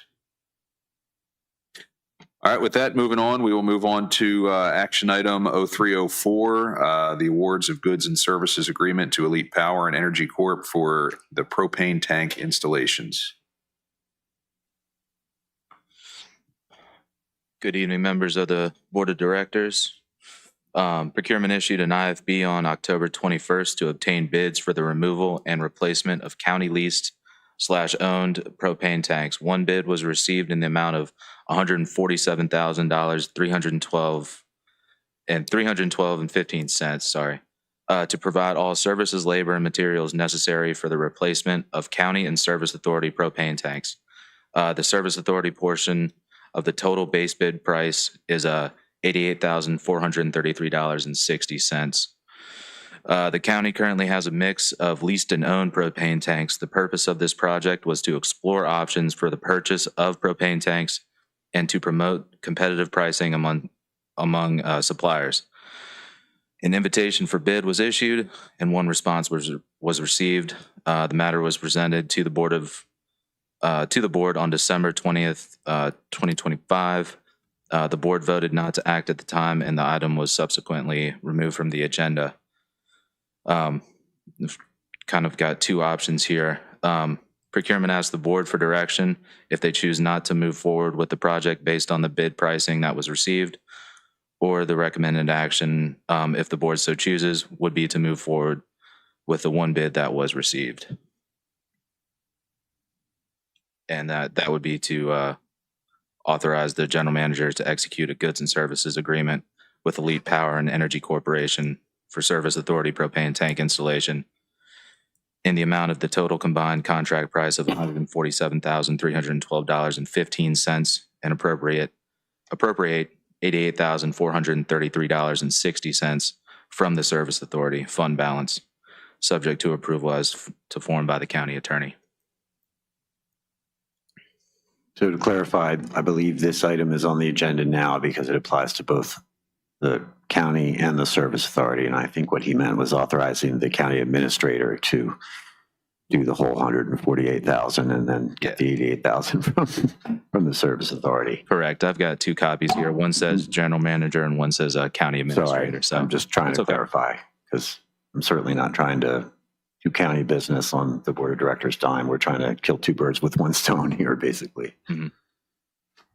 Sure, I would say if the board agrees, I have no problem moving that up from the later in the agenda till now to take care of both at once. I'll be honest, I'm not interested in pursuing either one of these. I think it came in a bit higher than we expected, and our all or nothing kind of aspect to this doesn't seem like it aligns with what we were trying to accomplish. I think between Service Authority and Mr. Smolnick with the county, maybe you guys could bite off your biggest 5 number of gallons tanks if you wanted to. I think you have the ability and flexibility to work with those and the propane suppliers, but I think going across, you just heard it right here. We just spent $118,000 that we weren't expecting. So I don't know where we're going to get $148 for propane tanks from it tonight. Mr. Chair. I would not. Go ahead.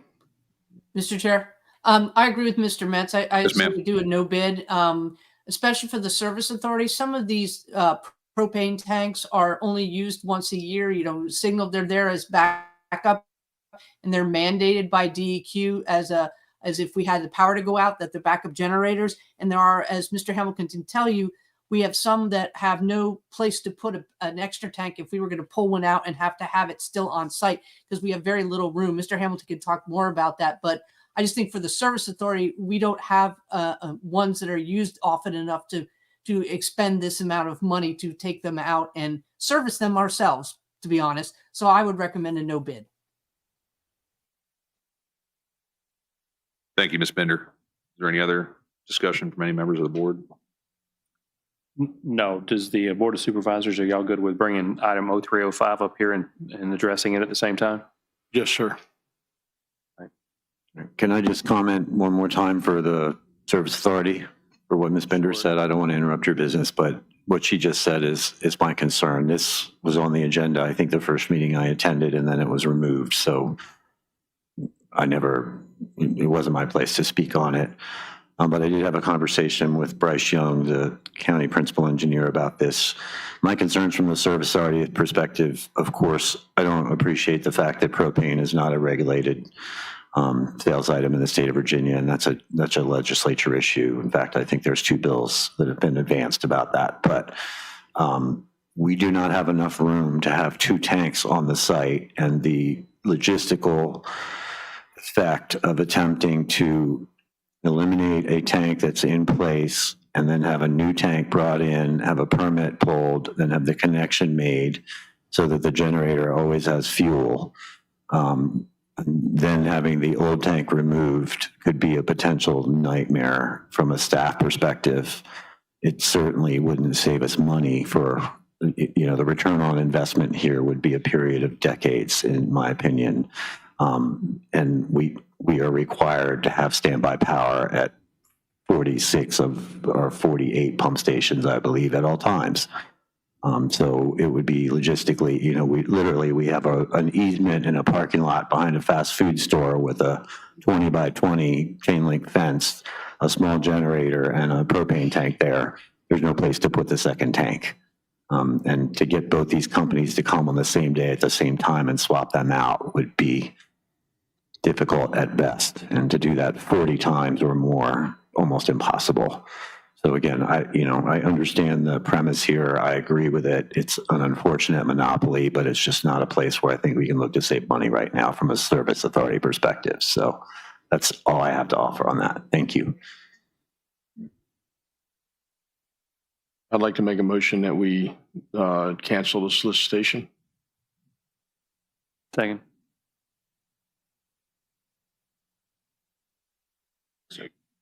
Oh. So have we addressed the service authority yet? I don't think we've done that one. Yes, we open it back up to this board. I'm sorry? We'd opened it up and included the board. Yeah, we did. I was just trying to keep things in order since. I would just say if you want to vote on this, we can do that, and then we can just jump back to the service authority action, and we can do that. Sounds good. Okay. Do you mind repeating your motion? I make a motion that we cancel the solicitation. Second. Properly seconded. Any further discussion? All right.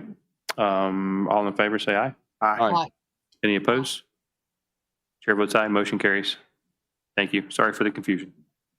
No problem. And back for the service authority, we'll address the same thing. Is there a motion for 0305? I'll make a motion that under 305, we cancel the solicitation. Motion properly made. Is there a second? Can I make a friendly amendment for the service authority? Isn't it, just I want to make sure it's item number SA 0304. Correct. Thank you, Ms. Bender. Thank you. Under action item SA 0304, modify the amendment to cancel the solicitation for action item SA 0304. Second. I said the wrong number. All right, motion properly seconded. All in favor, say aye. Aye. Aye. Chair votes aye. Motion carries. Thank you. All right, and discussion item, the Walnut Hill Development Plan to approve capacity calculations for townhomes. Mr. Hamilton.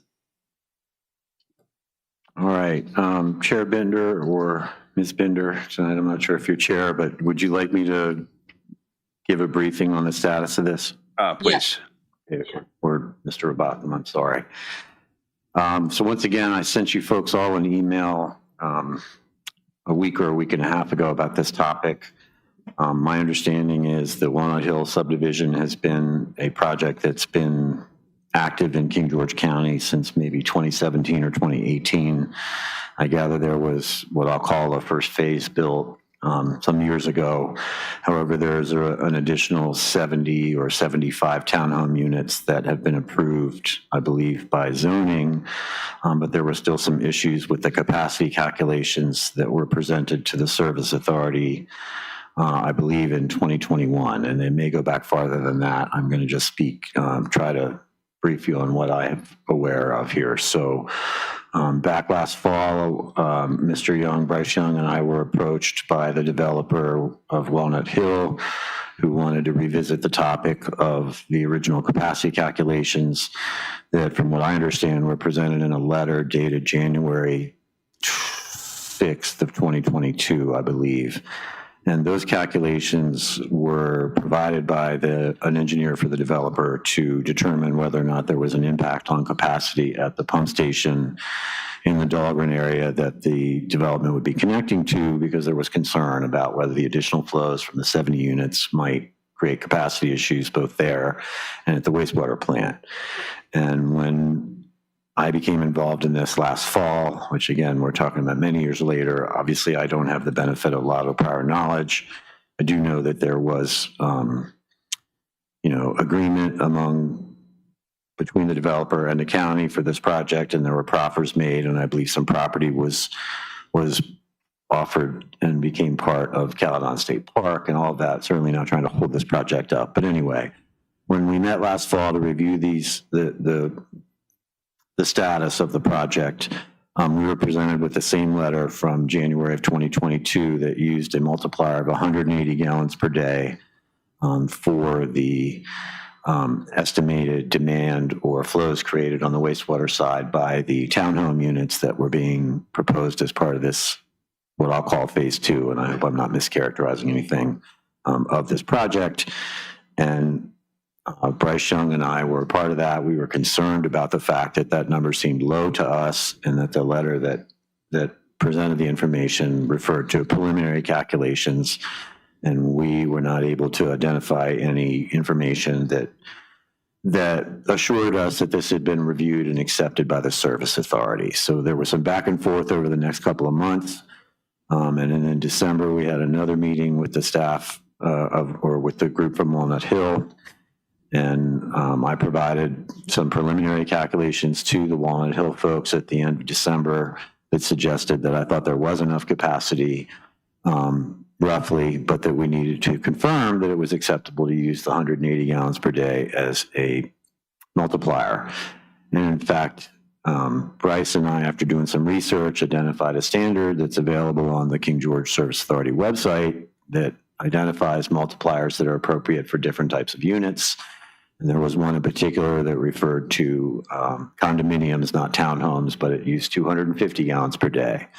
So in subsequent conversations with the developer, and most recently last week, I encouraged them to redo the calculations using the 250 gallons per day that was provided by that water standards and specifications item on our website, and calculate the impact on the flows at the pump station based on that.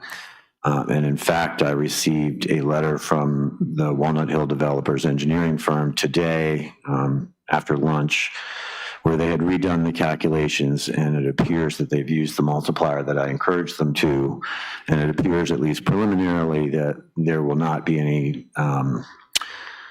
overreaching demand on the existing pump station or our water withdrawal permit down in Dahlgren, created by these 75 additional units that will be constructed under this remaining phase of the project.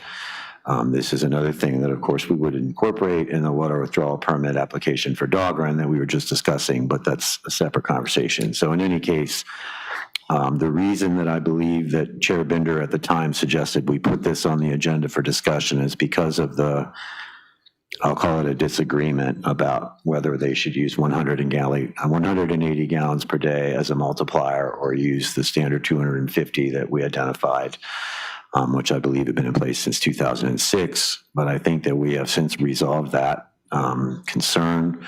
They have redone the calculations. And again, I was provided with this letter today, and I believe Mr. Hicks is here and has 7 copies of this letter, because I asked him if I should print it and bring copies for you folks, and he said he was going to bring them. So if he is here, maybe we could get those letters so you have a copy. If not, I will send them to you tomorrow.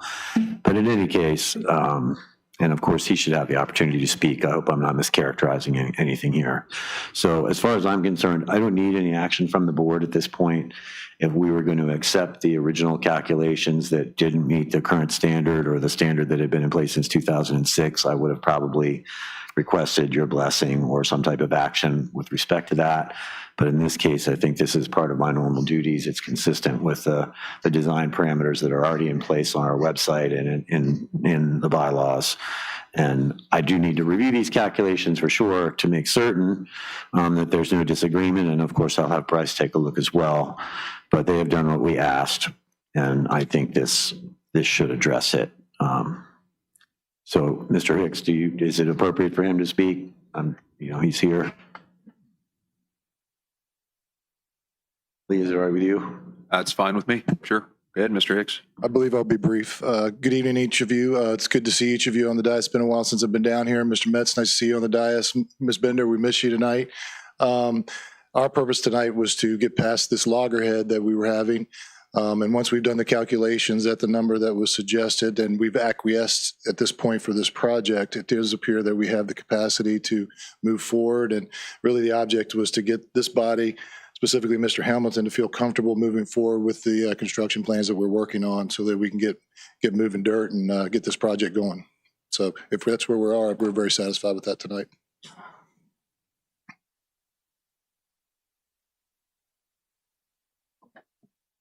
Any questions? Anybody from the board? To be clear, it wasn't my intent to hold up this project. We're trying to make certain that there are no impacts to the existing customer base that wouldn't be funded by a proposed development. And this is an older project. And again, I'm not trying to take a second bite at the apple. I'm a latecomer to this discussion. There's a lot of historical information that I didn't share with you tonight, and some of you may have it, some of you may not. But again, I think they've done what I asked them to do. Bryce, I don't believe, has had a chance to review this. It came in after lunch today, but they did use the standard that I recommended, and I think that it's very likely that we will not, at least mathematically expect a capacity issue based on this proposed development. So again, I don't need any action from you folks unless you feel that you need to take action. So that's all I have. And thank you, Mr. Hicks. Thank you, Mr. Hamilton. Thank you, Mr. Hamilton. Ms. Bender, do you have any comment? No. All right, thank you. I think with that, if there's no further comment, we'll go ahead and move on. Yep. All right. GM's report. Sounds good. Thank you for your Go time. for it. Thank you. Okay, folks, you've heard enough from me tonight. Given the length of the agenda and the discussions we've already had, I'm going to basically have no general manager's report other than to tell you there have been no water main breaks in the last 2 weeks. There have been some issues at the pump stations that have required after-hours work, but nothing extraordinary. And we did receive a part that we were waiting to check off the list of things that were required under a corrective action plan that we had from DEQ that was in lieu of a consent order. We received that part late last week and we installed it, and there's still some technical things we're trying to overcome with getting it to function properly. But with any luck, by the time I meet with you in 2 weeks, hopefully I can report that the part is installed and working and that I have confirmed that with DEQ, and we can close out that corrective action report from, I believe, May of a year ago.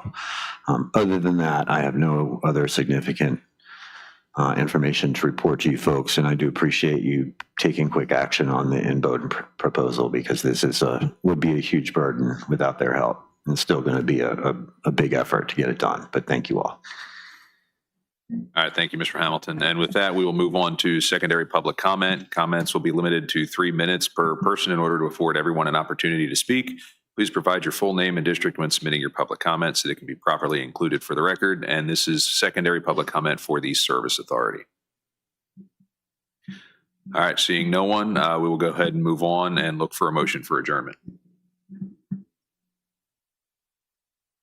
Move that we adjourn the Board of Directors Tuesday, March 17th, 2026, 5:30 PM in the boardroom of the Rivercomb Building. Motion properly made. Is there a second? Second. Motion properly seconded. All in favor, say aye. Aye. Aye. Ms. Bender? Aye. Chair votes aye. Motion carries. Thank you, everybody. That'll conclude the Board of Directors. All right. Pick it back up with the Board of Supervisors agenda. No public hearings tonight, and we did agree earlier that we bring item 03-12 forward. Ms. Leduc, there she is, to talk with us about the consideration for fee changes for the King George County Community Development. Thank you, sir. I really appreciate it. Good evening, everyone. I'm Kelly Leduc, your Director of Community Development. Here with me tonight is our CBO, Rick Herron, our building official, and we are going to go over some fee change proposals with you and then basically looking for any questions or feedback that you might have. And thank you, Chris, for pulling this up. So over the last couple of months, we've been looking at updating our fee schedules. The last time fees were updated was in 2021, so they were definitely due for a review. The first fee schedule that you'll see here covers planning, zoning, GIS, and environmental fees. There are several items or application types that we corrected, rearranged, or removed to be consistent with our new ordinance and applications that we are currently using. There are other items in the ordinance that weren't addressed in the fee schedule at all, such as public hearing deferral at the applicant's request, zoning text amendments, requests for exceptions, which we added to the fee schedule to cover public hearing advertisement costs and staff review. Other changes, if Chris would scroll down a little bit to subdivision, minor and family subdivision and boundary line adjustment plan review costs are proposed to be increased approximately $100 for each type.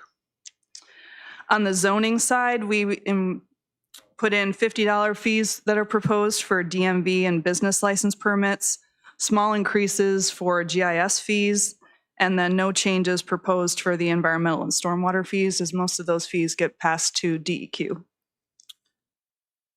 On the building permit side, I'm sorry, I went through that kind of fast. We can go on to the building permit side unless you had any specific questions on planning, zoning, GIS. Okay.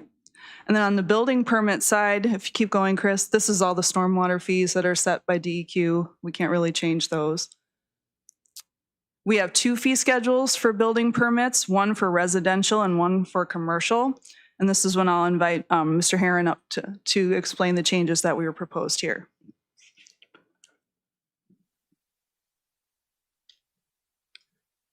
Thank you, Chair, Board. I'm Rick Herron, building official. I've actually started working on this about a year and a half ago, and took a lot of time. I brought it before Mr. Smolnick, and when I just about got it finished, presented it to him, got his feedback, and he said, we're kind of too far into the budget last year to get this started. So he said, let's hold off. Let's do it for the 26-27 budget year. I didn't just pull these numbers out of the sky. I started with Stafford, Spotsylvania, Westmoreland, and City of Fredericksburg. I kind of gave up on Stafford. Their fee schedule is about 26 pages deep, and they charge you for everything. So I just kind of washed Stafford. That's why they're not on the list that I had proposed. So I had the City of Fredericksburg, Spotsylvania, and Westmoreland to kind of compare our fee schedule with their fee schedule. I did an average, and we were pretty much, because we want to be competitive. We don't want to be too low. We don't want to be too high. You get into too high of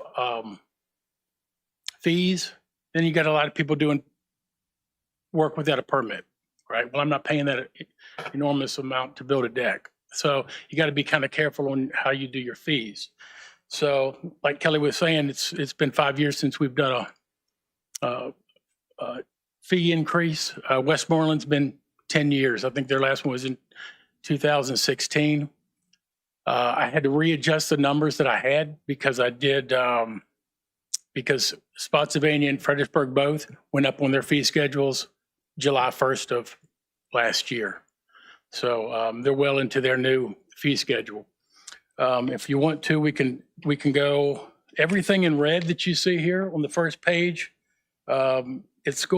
Decks or your single family dwellings are going up 5 cents a square foot.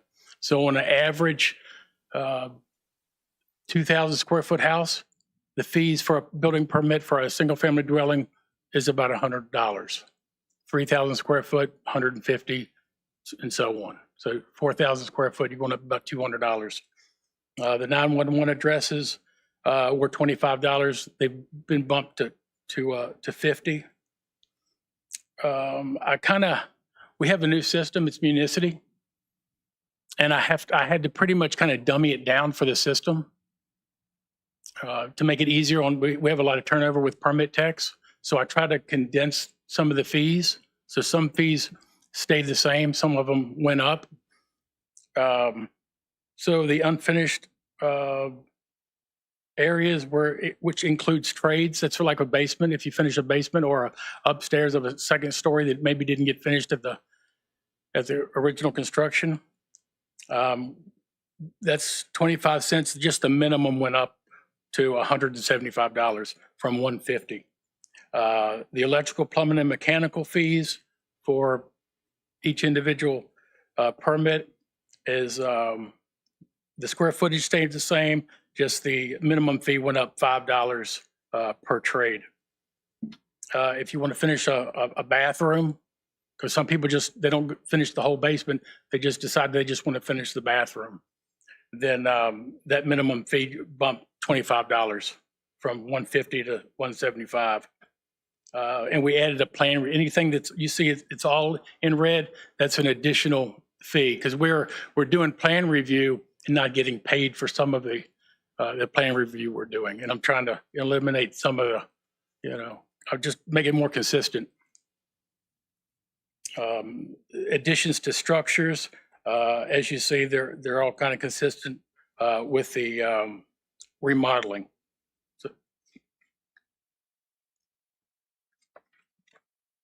Second page, I added the boathouses.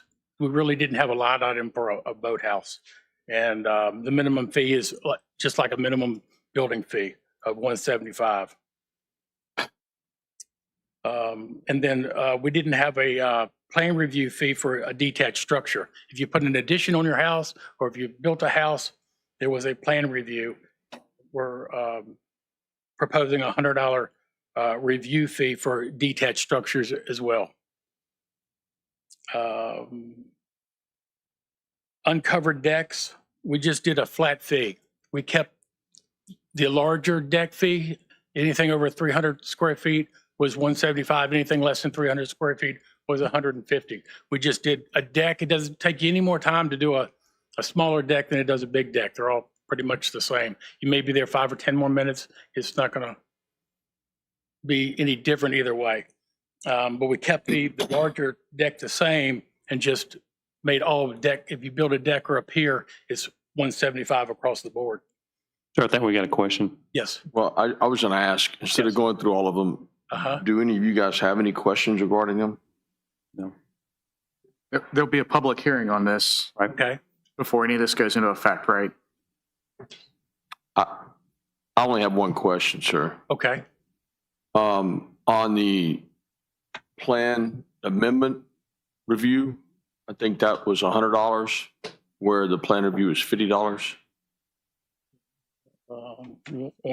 For amendment, Right. typically those are let's see. It's listed here as 200 without a change bar. It doesn't seem right. $200. You in a different one? Oh, that's commercial. Yes, commercial. No, on the, Plan review for detached structures is 100. now it's down toward, on the last page, top of the last page. Plan amendment review. Yeah, which is going to be something structural. Typically, when you're doing, if we're typically the plan review is going to come into something that's structural. It's not moving a wall or something. So there's more time to review the entire plan because they changed something dramatically, whether it's a means of egress or structurally. The original plan is $50. No, it's 100 for plan review for a. Okay, no. Okay, so if you look at the single family dwelling, okay, plan review is $100 for the initial plan review. if we have to send out another letter because they didn't answer, we give them plan review comments and there's 10 comments, then there's a $50 re-review fee, Okay. right? Good. That's where that comes from. Good.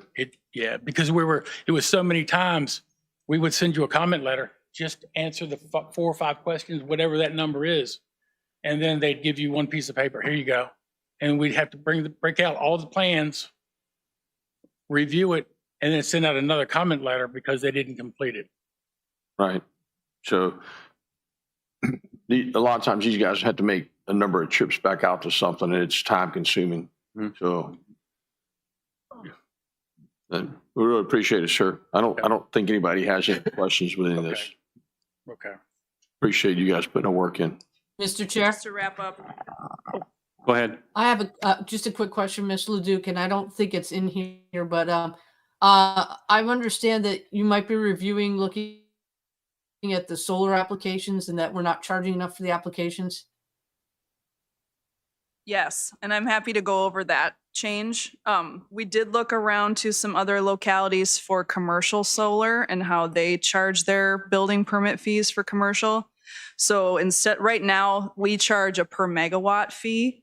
And we were looking at going to either a per square foot of panel fee or a percentage of project cost fee.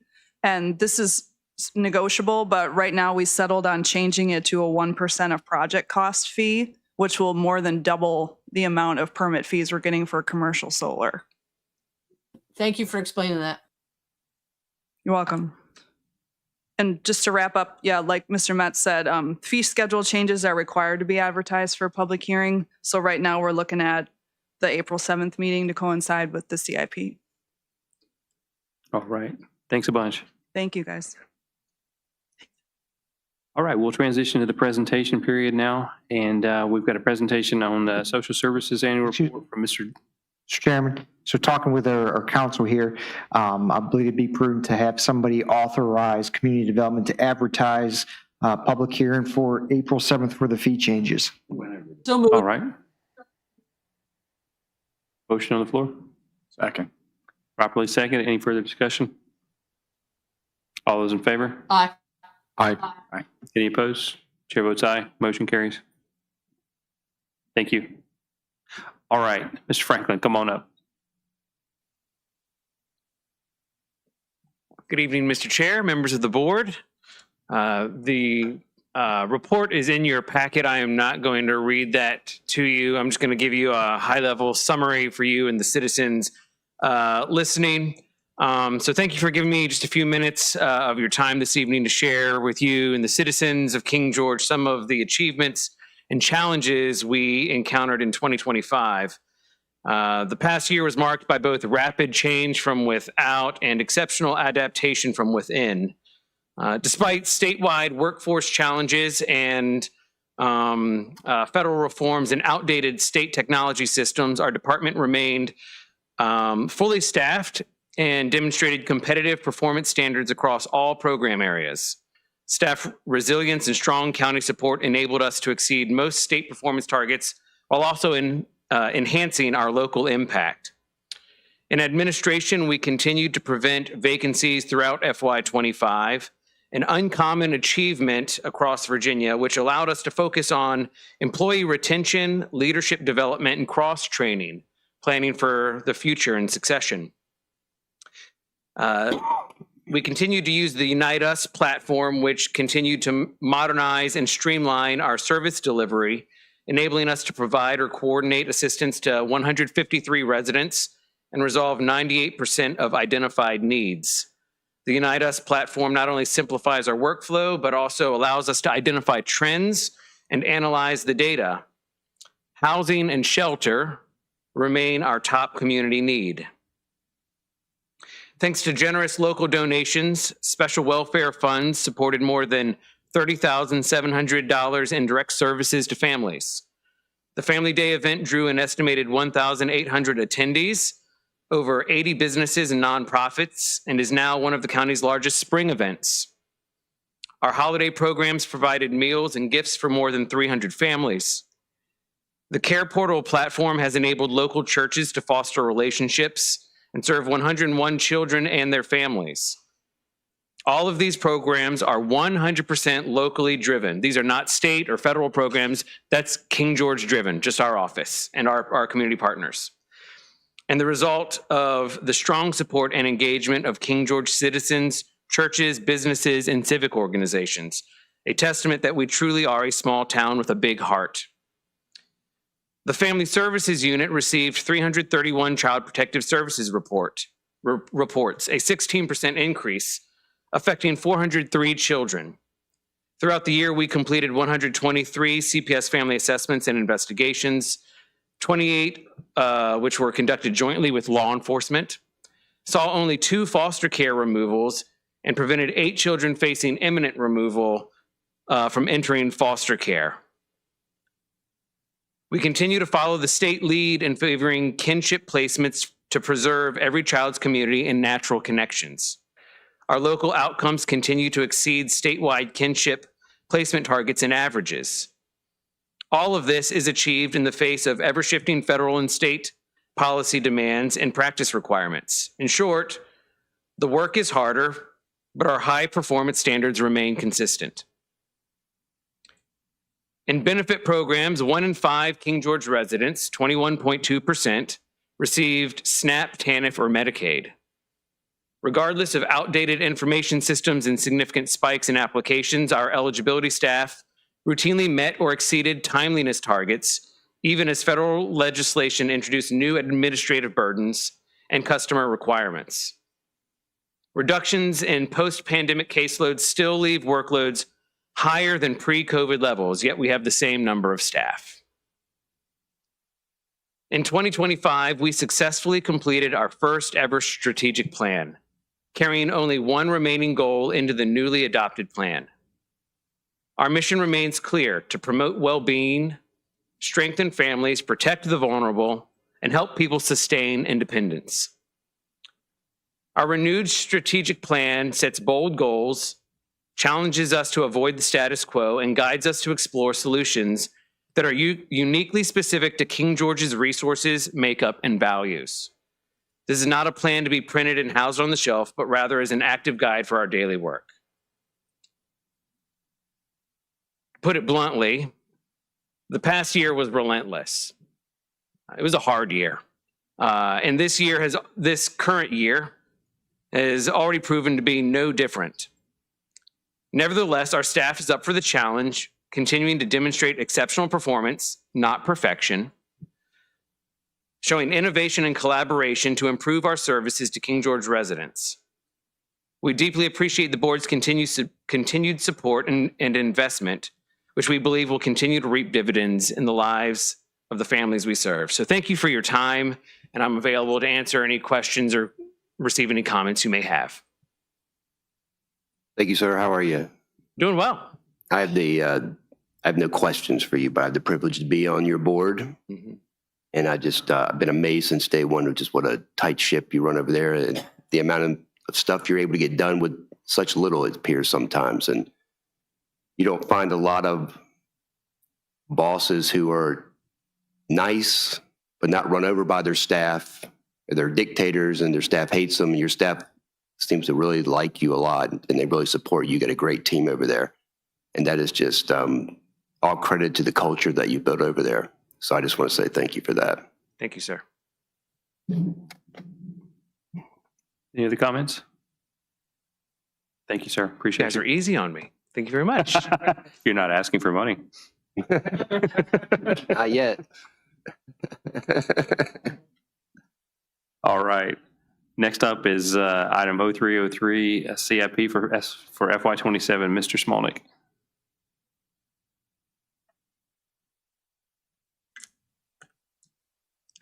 Mr. Dennis, can you pull up the power? There we go. Thank you. Thank you, Mr. Chairman, members of the board. So I'm here tonight for the initial presentation to the Board of Supervisors for the FY27, FY31 CIP. To give you a bit of background, I presented this to the Planning Commission as an informational item in January. public hearing in February of this year. They made some additional changes. Those rankings are in your packet. My goal is to make the initial presentation to you tonight, and we'll have the full-blown, all the background information that was presented to the Planning Commission included in your next meeting packet. Hopefully with a public hearing at the April 7th meeting. I wanted to do this in phases so that I get your feedback on what is important to you. I know last year we had some, let's say last minute changes, but it was some last minute shifting around, and I think they were, great projects. I want to make sure that, your goals align with what I'm recommending, and make sure I double check with finance that we have the funds for this. So, for 26, 27, you see the big number there, $39 million. The lion's share of this is the VOTEC building, or the King George Schools. The big portion of that, right at $19 million, is the construction of the VOTEC building. So I'm going to go through these, all the different departments and agencies with a particular request. Sheriff's Office, live scan. This is for the fingerprinting, the kiosk at the courthouse. Again, their sheriff is requesting a mobile command unit for the aging, I think it's a 33-year-old mobile command unit now. Fleet vehicle purchase, much as you hear from fire rescue and the schools, you need to refresh your fleet on an annual basis instead of doing it all at one time. So Sheriff Giles is requesting 4 new fleet vehicles, upgraded, upfitted to hit the streets, and then mobile data terminals for his units that are still running Windows 10 and are no longer supported. Can I pause you for a second there? Absolutely. Item number 2, you said it's jointly owned by the Sheriff's Office and Fire and Rescue. Does that mean total it's going to be $3 million? No, that's 1.5 total. Okay. Good question. Thank you. So Fire Rescue Emergency Services, number 1 is the ambulance replacement. Again, we have 7 ambulances. We need to rotate them really every year, so you're not replacing 4 or 5 in one particular year. Chief Moody's requests a replacement of Heavy Rescue 1 at $2 million.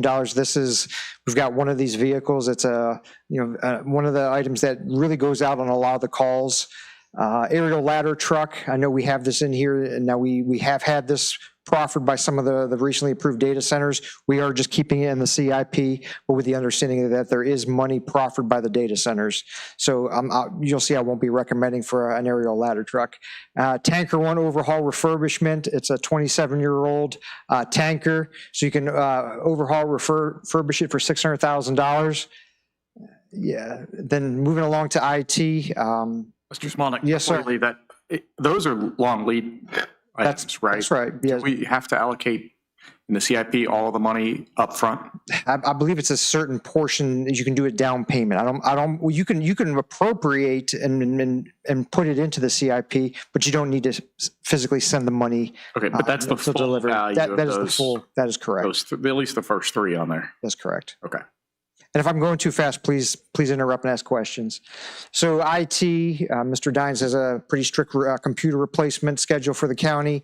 Once they get out of, I think it's 5 years, no longer under warranty, or so $50,000 for that, along with some county server upgrades, $72,000. General properties, there's 4 particular. But real quick on that IT, right now, the prices are skyrocketing due to a shortage of chips. Okay. Just for people to be aware of. So it's one of those things, you need it, but the prices are skyrocketing. Okay. Thank you. General properties, a couple different projects in here. One of them that came in with a request was to replace the concrete pads and asphalt surfaces at Company 1. Boardroom HVAC. I heard some comments as soon as I came into the room tonight. I know, as we've sat through some very warm meetings in here, this is a 33-year-old system for this particular room. We're currently working on the elevator and the boiler for this building, so we decided to throw the HVAC unit for this particular room into the CIP versus is coming to you guys as an emergency purchase, so we can plan accordingly for that. Roofing at Company 1, this was on last year, was not funded last year, but again is requested for this current or this upcoming fiscal year. And then the folding door over at the library, if you can recall, this last year I believe it was installed upside down, and it's leading to some maintenance issues. So that is a request by General Properties. Engineering. Go back one. If it was installed upside down, can we? I think it was so long ago. it's not like this was installed upside down 6 months ago. This is an older piece of equipment. This is my understanding that it was, installed improperly, and they've made it work, but it does not work to the best of its ability. So engineering, there's a couple different projects here. Talking with my engineering team, and then this goes into the discussion we had on February 11th with the old courthouse. Earlier on, Mr. Young says, Matt, what would you like to do? I said, let's put on some different projects here into the CIP. Again, this is a wish list. So we had $550 for the old courthouse demo. We had a remodel for the courthouse. New county building, this is A&E. We talked about this on February 11th, an additional admin building. This would be A&E services for that. And then a new central storage facility, A&E, and some partial construction. So these are just some of the requests that came in, understanding that all these projects were submitted prior to your board's prioritization exercise on February 11th. So while they may be in here, we now know that they may or may not be the priority of the Board of Supervisors, but they were submitted in a timely manner, and I wanted to include them in the CIP. Parks and Rec, I see Mr. Clark over my left shoulder. He's got several projects here. Modular building for wrestling and karate, $310,000. Restroom at Sedell Brooks, I believe this came in very high. I believe this was the first project came in from the February 11th exercise, $850,000. I'll talk about it now. So if we go ahead, and this particular project was identified as a high priority by the board, $850,000 in total. This is to run water lines. We've completed a water line down Ridge, and then it was a circle and Ridge. I believe it's at the intersection of, what's the name of the road where the convenience center is? It's drawing a blank. It's right there at Ridge Road, and that road going back to Sedell Brooks. That's where the water is. We would need to extend it back down to the restrooms, and then back up for the sewage. So $850,000 was the rough estimation on this. Now, I've got some ideas. Talked to Ms. Cobb. There was money allocated last year for the old courthouse. I think it's $550,000.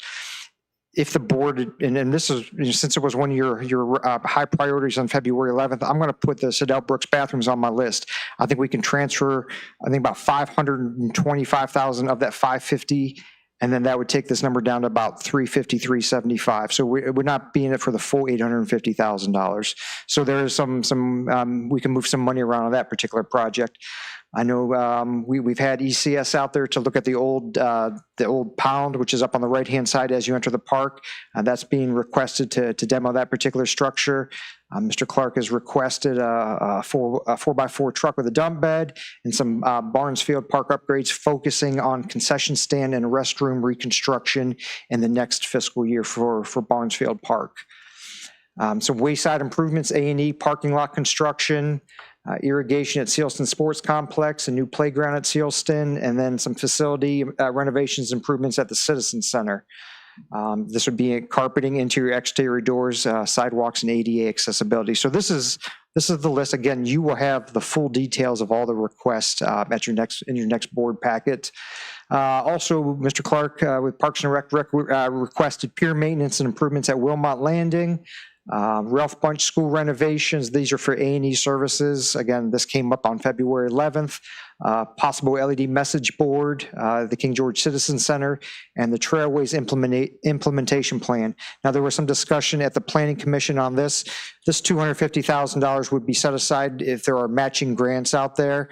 We would have the funds available for sidewalks, and I believe we utilize this for the sidewalk out there by the Sheets and the middle school. So in previous years, we had $250 allocated, and that was able to match the VDOT funding.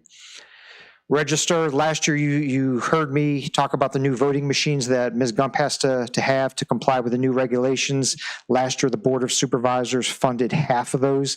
This would be the second half of that at just shy of $87,000. Solid waste and recycling, Mr. Newchok, he's been band-aiding his roll-off truck. He has 2 roll-off trucks. One's not roadworthy and the other is breaking down, it seems like every other week. This is important because if you can't get your pools at your convenience centers, they can't run over the weekend. So I know that truck has been very problematic for Mike Newchok, and this would be high on my list of recommendations. Perkins Corner electrical compactor upgrades. I know we've had some discussions about taking it from single phase to 3-phase, upgrading the compactors from smaller hoppers to larger hoppers so they don't have to run as often. That's in there for $475. And also the Perkins Corner office trailer, $80,000. I've walked in that trailer several times since the CIP came out. It's in rough shape. I'm not sure how they inherited that, if it was moved to the site, but it is very rough for employees, and I do believe it poses some safety hazards. So that will be high on my list when I do make my presentation and recommendations to the board. Moving on to the schools, here's the elephant in the room, the VOTEC building.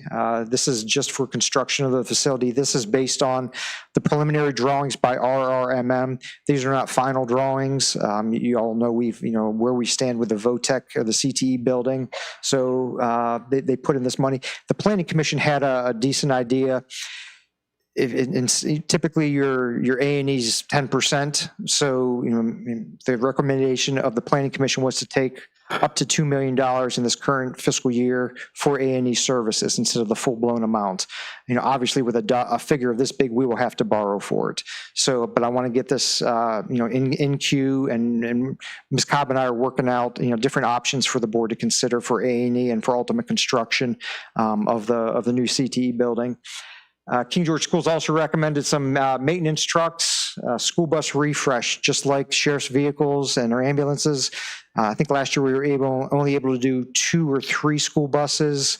The request each year is for 6. We don't want to get behind the 8 ball and have to do 10 or 12 one year. So 5 or 6 school buses at $650K for this particular year. Potomac Lot Elementary School, I think we've seen some pictures of this. It's pretty rough. The pavement and the sidewalks are crumbling in need of repair. Mr. Smolnik? Yes, sir. On that last slide. Yes, sir. The Tech building. So that $19 million, does that include outfitting it? No, sir. That is cost of the building itself. So what we are working on right now, I know Mr. Metz and Ms. Bender have been on some CTE visits with me, and I think Mr. Sullins is going to be at an upcoming meeting to finalize those programs that will be in the VOTEC building. Once you finalize the programs, I know when we were down actually at Spotsylvania in the electrical room, 2,000 square foot, trying to think of square footage. I think it was, about 2,000 square foot for the electrical program.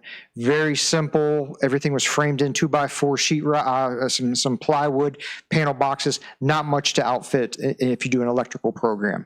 If you want to do a welding program with the new units there's no need for exterior hoods or ventilation. They take the fumes inside and there's a filter and it recirculates the air right out. So the cost of outfitting and upfitting an electrical space versus a welding space could be quite different. So again, that is just the building, sir. And these are preliminary numbers from RRMM, they are the same individuals who designed the CTE building over in Smithfield. Mr. Chair. Go ahead. I have a quick question, Mr. Smolik. I just thought about that. With our unusual storm we had in January, is there anything that we might need that we can share between the county and the schools to have better plowing or ability to get the kids back quicker? Like, is there a piece of equipment? And I know it's just adding into some, but I just thought about it. Is there something that maybe could be added that we could both use in the event that... So we had a brief after the storm. Nothing was put into their CIP, and even after that meeting, nothing particular was requested. We feel that this storm was an anomaly. You typically don't get this type of mixture of freezing rain, sleet, and snow. And for majority of the storms that impact King George, we do have the current equipment. So we did not feel it was necessary to buy equipment for a 100-year storm. And just to say, they do now have a contractor in place to handle it should they run into that at a very good price. So, was there another question by the board? Yeah, I was going to ask about the VOTEC building. That's a stick and mortar building, right? Have we looked at all at a metal building? You know, these are preliminary numbers. We're going to explore all options, absolutely. And then the buildings that we visited, you know, some of them were metal prefab buildings, and they came out very nice. Yeah, actually, Mr. Sullins, I'll just confirm what Mr. Smolnick said there. The building we visited at Smithfield, you wouldn't have known it, but it was a steel building. Very well architected, blended with the school. Some components that they were in did have certain materials for walls that, you know, like I look at it and I say, well, you can't really move that wall. Well, that happened to have been a wall that separated the welding program, right? So noise dampening, that kind of stuff. It was basically set up in quadrants, but yeah, it'll be interesting to hear what comes back from A&E Services. I am anxious to hear what comes out of this meeting because you're right. I mean, this is a long-term strategy plan. It has to be A&E, construction of the building, and then outfit of the programs. Do we outfit 2 programs, 4 programs, 6 programs? You know, that all needs to be part of the long-term strategy discussion, but glad to see it on the list here. Right. I'm just curious where the decision to go with a 2-story building was. So we're not there yet. I believe the preliminary designs were partial 2-story, and then 1-story on other parts of it. But you know, right now we're still not there. And some of that, has to do with the space. Space over there, it's going to be easier to go up than to go big out. Also, from going to the Caroline VOTEC Center, they like looking at an example of the ROTC room and the automotive room. It would be better to have a 1-story with it's basically 2 stories, but you can't have an extra floor. They have to have that space. So it's a 2-story, but really 1-story, if that explains it.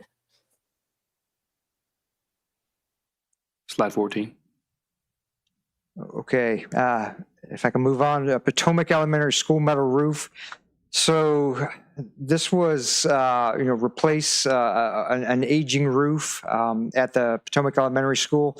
And we received for King George Elementary some air handlers. It's listed as urgent. Talking to Mr. Clift, he thinks he can get another year out of those. So we're going to try to stretch that and then focus on some other projects. Flooring replacement, Potomac Elementary, King George, $145,000 is put as a necessary, so it's mid-priority by the school. So again, this is a summary of what I just went through. And looking at these, again, you will get a detailed list of everything, and everything's already been presented to the public at the Planning Commission at both their information and their public hearing in January and February of this year. Now, looking at this list, going through them, and this is why I want to start a little early with the Board of Supervisors. Trying to figure out which projects, again, I'm going to recommend projects, and last year we tweaked a little bit at the very end. School bus refresh, $650,000. I think we need to do all those. The metal roof at Potomac Elementary School, we all know once you get a leaky roof, all heck breaks loose in the building. We got to tighten that building up. Ambulance replacement at $400,000 to cycle them just like we do the sheriff's vehicles in schools. Roll-off truck for Mr. Newchok, $265,000. $80,000 for Perkins Corner office trailer, boardroom HVAC replacement here, fleet vehicle for the sheriff, and I did not add, but I'm probably going to put in there the mobile data terminal since these are running Windows 10. We need to update these. New voting machines, we've already committed to half the funding last year. We have to finish that up for Ms. Gump. Restroom facilities at Sedell Brooks. Again, it's not the full 850. I think it's gonna be more like 350, 360 cost frame for that. I'll get those numbers to you. And then a computer replacement and server upgrades. Looking at that, and Mr. Smolnick. Yes, sir. Did you mention the parking lot and sidewalks at Potomac and the roof at Potomac? I did not. I mentioned it just appears. I mentioned the roof, but if you'd like to. Yeah, well, for the past like 10 years, I mean, it's just been neglected. And there's a humongous pothole in the Potomac that will swallow a car that they have to keep repatching if they bother repatching it at all. And it's just the school just seems to not get hit. It's my district. It's just never on the list. So I'd just like to get some maintenance put in the oldest school building. I think almost one of the oldest school buildings we have in the county. Okay. So if we were to add the mobile data terminals and the Potomac Elementary lot, we're at 4.1 million. So I know this is a little larger than the number when I said with Ms. Cobb before the meeting. Now of the 4.1, we can back out maybe 500K. So we may be at 3.6 million. Last year was 3,452,000. So we're right in the same ballpark as last year. A lot of good, I think, high quality projects here. So what I'm going to task the board and really look for your feedback. Whenever you get this at the next meeting, go through the full blown, or if you have some time, just go back to the Planning Commission hyperlinks. All the information's on there, but I will have it for you and for the public at the next March meeting, for some additional feedback from you all. So with the goal of having an April 7th public hearing, I can have the items that, that I recommend with a dollar amount. I already had some feedback from you all, so we can go ahead and get that approved on that night. So that's my goal. That's my plan.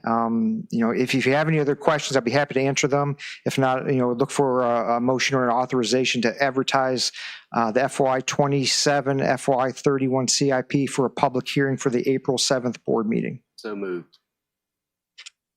We have a motion on the floor. Do I have a second? Second. Properly seconded. Any further discussion? All in favor, say aye. Aye. Aye. Any opposed? Chair votes aye. Motion carries. Thank you, Mr. Chairman. Thanks, Matt. All right, we'll switch over now to the action items. Item 03-04, award of a construction services agreement for general properties building site work.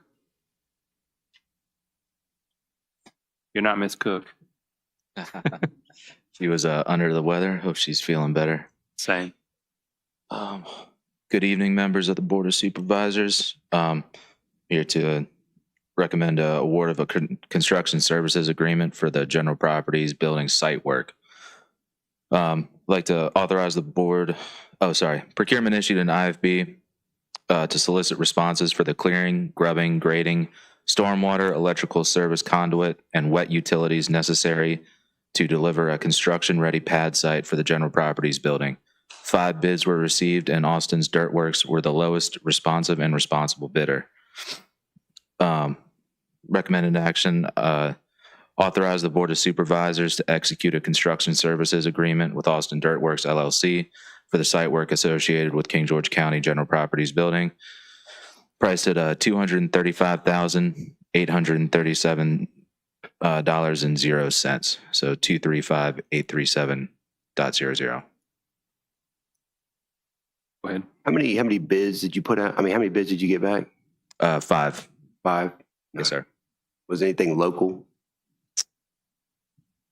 I believe the majority of them were in Virginia with a couple in Maryland. Let me see. Any other questions? I don't have the bid tab on me right now. I apologize.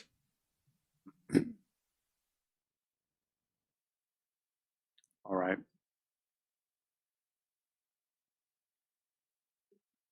we have a motion?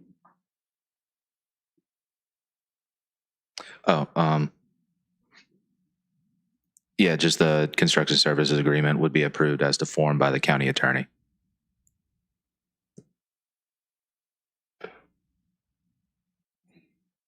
Yes. Let me do it. Go ahead.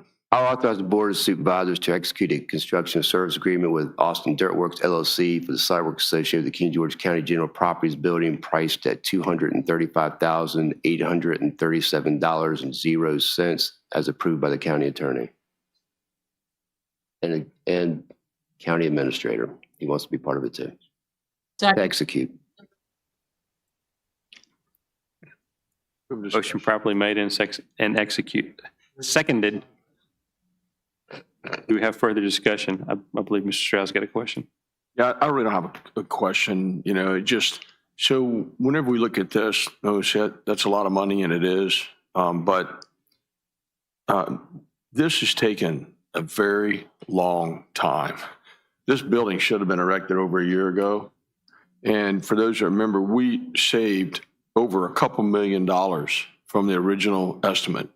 So we're not even touching half the original budget that was approved by the previous board.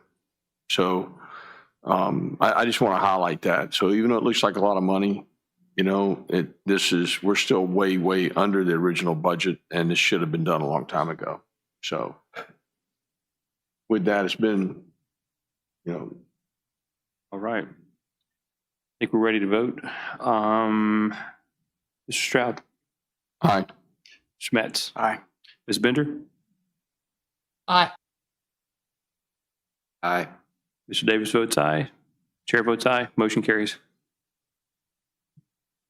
Thank you. Thank you, sir. Thank you. All right.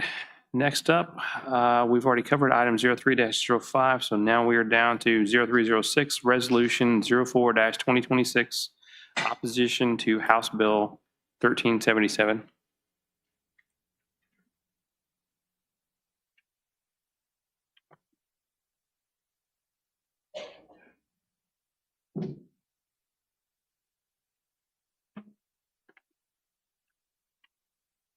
Thank you, Mr. Chairman. Sorry, I'm having some operator error over here. No, I'm just not the only one. Feeling under the weather myself tonight. I can't get these things to load for some reason tonight. Mr. Chairman, so this is a resolution expressing opposition to House Bill 1377. And just briefly, where that bill is now, it established an advisory task force to examine higher education at VMI.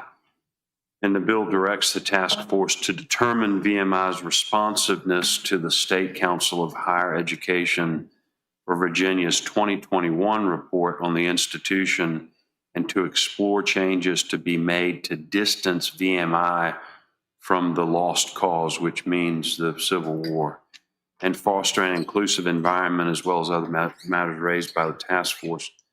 The bill, I think, has gone through some iterations. I checked it today before I came, and it sits at this point in the Senate Finance and Appropriations Committee.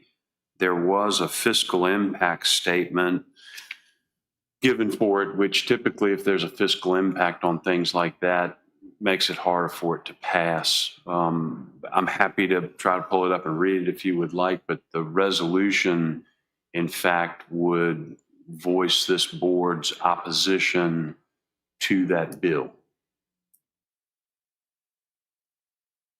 Any questions? The bill's been changed from what was originally proposed. They're always changed, Yeah. but the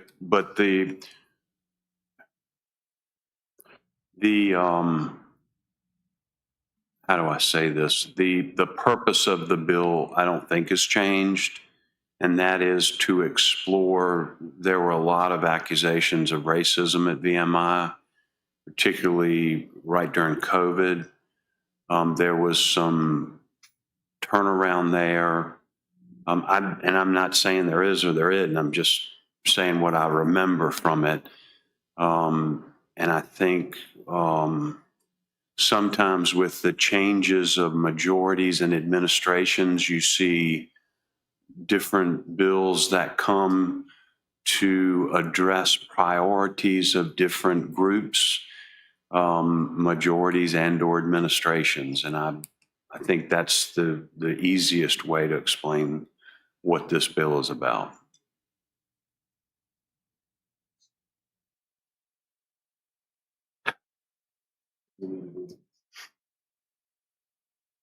Want to adopt it, let's say yes. If we don't, Yeah, if we want to adopt it, we need a motion to say that, yes, we. No. And Well, I mean, if you're familiar with it enough that you're comfortable making a motion and or voting on the motion to oppose this in a resolution, then no, we don't need to read it out loud. Having read over it, I think the summary he gave is That was a very concise summary of it. Yeah.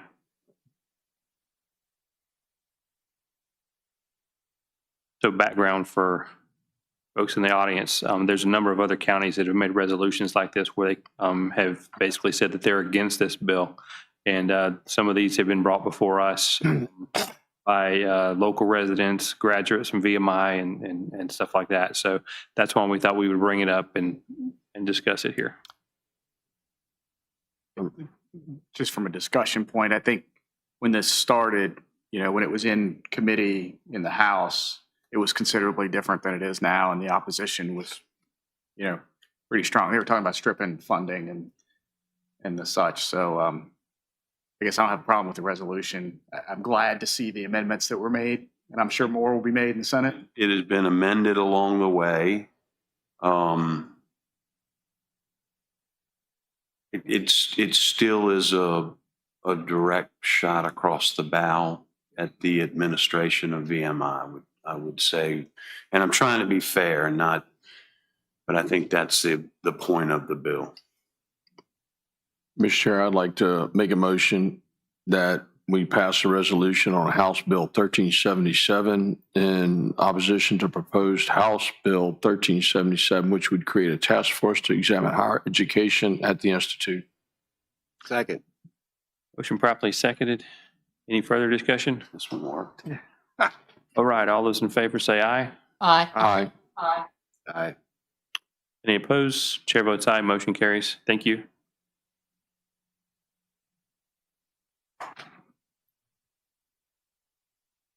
All right, item 03-07. All right, Mr. Chairman, this is a resolution to reaffirm King George County's adoption of its support for the Second Amendment of the Constitution. This was previously drafted and adopted. I believe it was 2021. And I think the board was interested in reaffirming that. I can tell you from observations this session, there's been there have been a significant number of bills with regard to the Second Amendment and gun control in Virginia. It appears that there will be an assault ban passed in Virginia, what I call assault weapon. And that's a poor way to describe it because it is based upon outward characteristics of a gun. It is more about what the appearance is than what the functionality of it is. And as oftentimes is the case, many of these bills are drafted by folks who don't use firearms. And so there are things about it that probably cause unintended consequences. There was an 11% tax added to the sales tax on all weapons and all ammunitions, including those for hunting. So now you'll pay about 17% tax on everything, any kind of weapon, even birdshot to go dove hunting. Number of restrictions on people's ability to carry in any public place whatsoever. There's been a considerable, and I've seen these before in the General Assembly, but I've never seen them pass as they're passing now. So we just have to wait and see if they're signed. Thank you, sir. All right, some background on this. Like you said, this was something that was done on a previous board. Mr. Davis reaffirmed this verbally on behalf of the board as one of his last items when he was chair. And I think it was actually you that made the motion to do this at our last meeting. And we voted unanimously to pass that. So I don't know that there's any action on this one other than we've signed it. We can do the photo op at the end of the meeting if y'all want to do that. But we should vote on it again. You could just adopt this resolution as presented. And all right. Do you have a motion? Choose to. I make a motion, Mr. Chair, to adopt this resolution to protect the Second Amendment as presented. Second. Motion properly seconded. Any further discussion? All those in favor? Aye. Aye. Any opposed?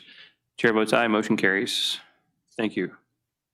All right, finally, Mr. Chairman, for my part anyhow, is section 0308, and that is a resolution to oppose House Bill 1374. And this was, in my opinion, a pretty egregious bill. This sought to remove the governing board of VMI and have the institution governed by Virginia Union, I think was the right one. Virginia State, I'm sorry. That has since been amended along the way, just like the other one was. And now this bill, I believe, is in education and health in the Senate. It has passed the House entirely and will be referred to finance soon if it makes it out of that committee. What ultimately it does now is it changes the makeup of the board at VMI, and it removes largely the alumni that would, I guess you would say, that those that went to school there that understand the honor code and the rat line and those sorts of things. It removes many of those members, or at least enough that they can't have significant influence on the school. And that is why there's a large outcry and opposition to this bill, particularly from the alumni of VMI.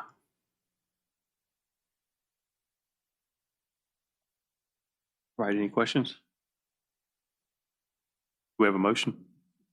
Sure, I'd like to make a motion that we pass a resolution in opposition to the proposed House Bill 1374, which would amend and reenact 23.1-2501 of the Code of Virginia relating to the Virginia Military Institute Board of Visitors membership. Second. Measure properly seconded. Any further discussion? All in favor, say aye. Aye.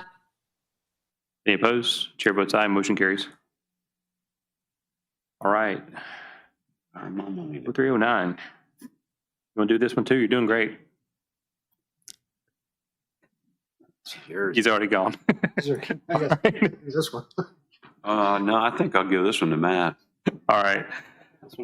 Yeah, this was mine. Proclamation 01-2026, March declared as Multiple Sclerosis Month. So this is something that we've been asked to do on an annual basis by a local resident.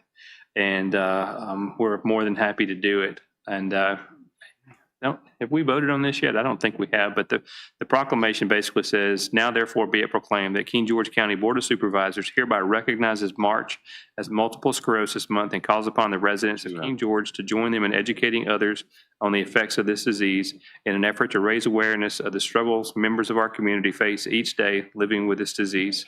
Adopted this third day, March 2026. He's getting the same thing I am. Interesting. Where it's adopted.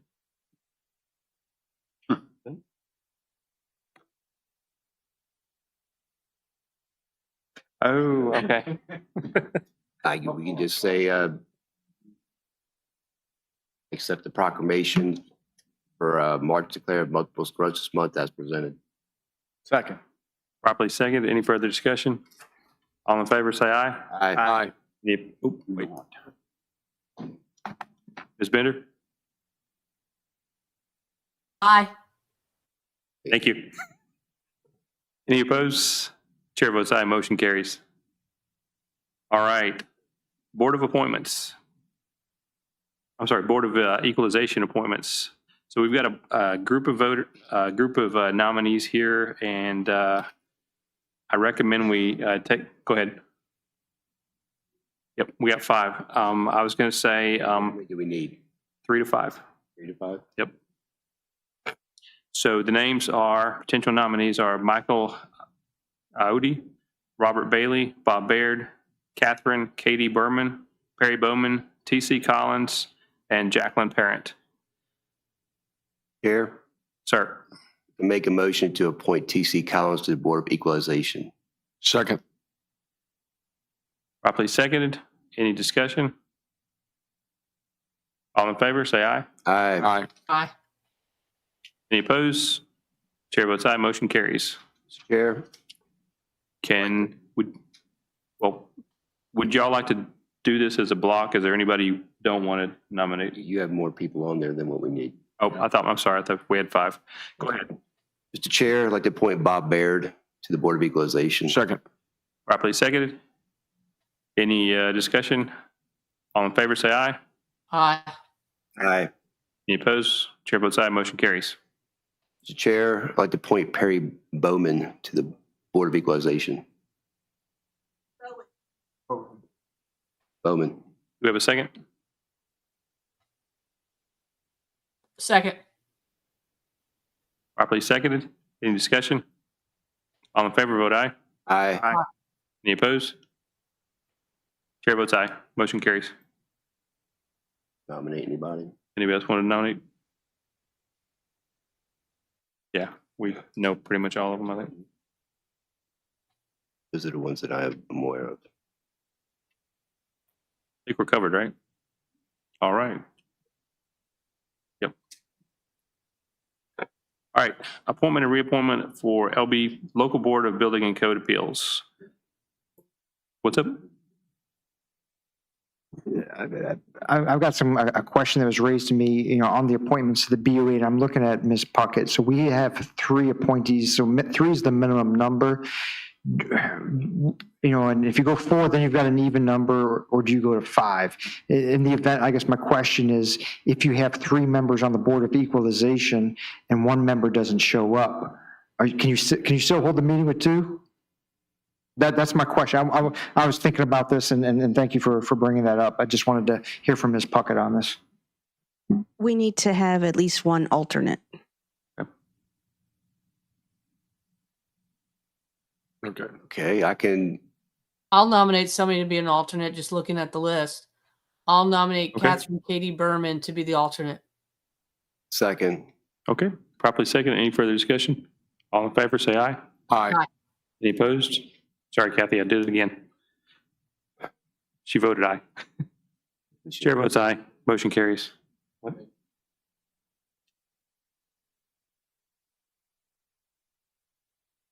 Same. Can do that. All right. Item 0311, appointment and reappointment of Local Board of Building and Code Appeals. The nominees for reappointment are Ted Klopsis from Shiloh and Gina Pansera from James Madison. Mr. Chair, Yes. I'd like to appoint Ted Kalopsis to the LBBCA Board. Yes, sir. I'd like to nominate Gina Pansera. Kind of need to do this first one first.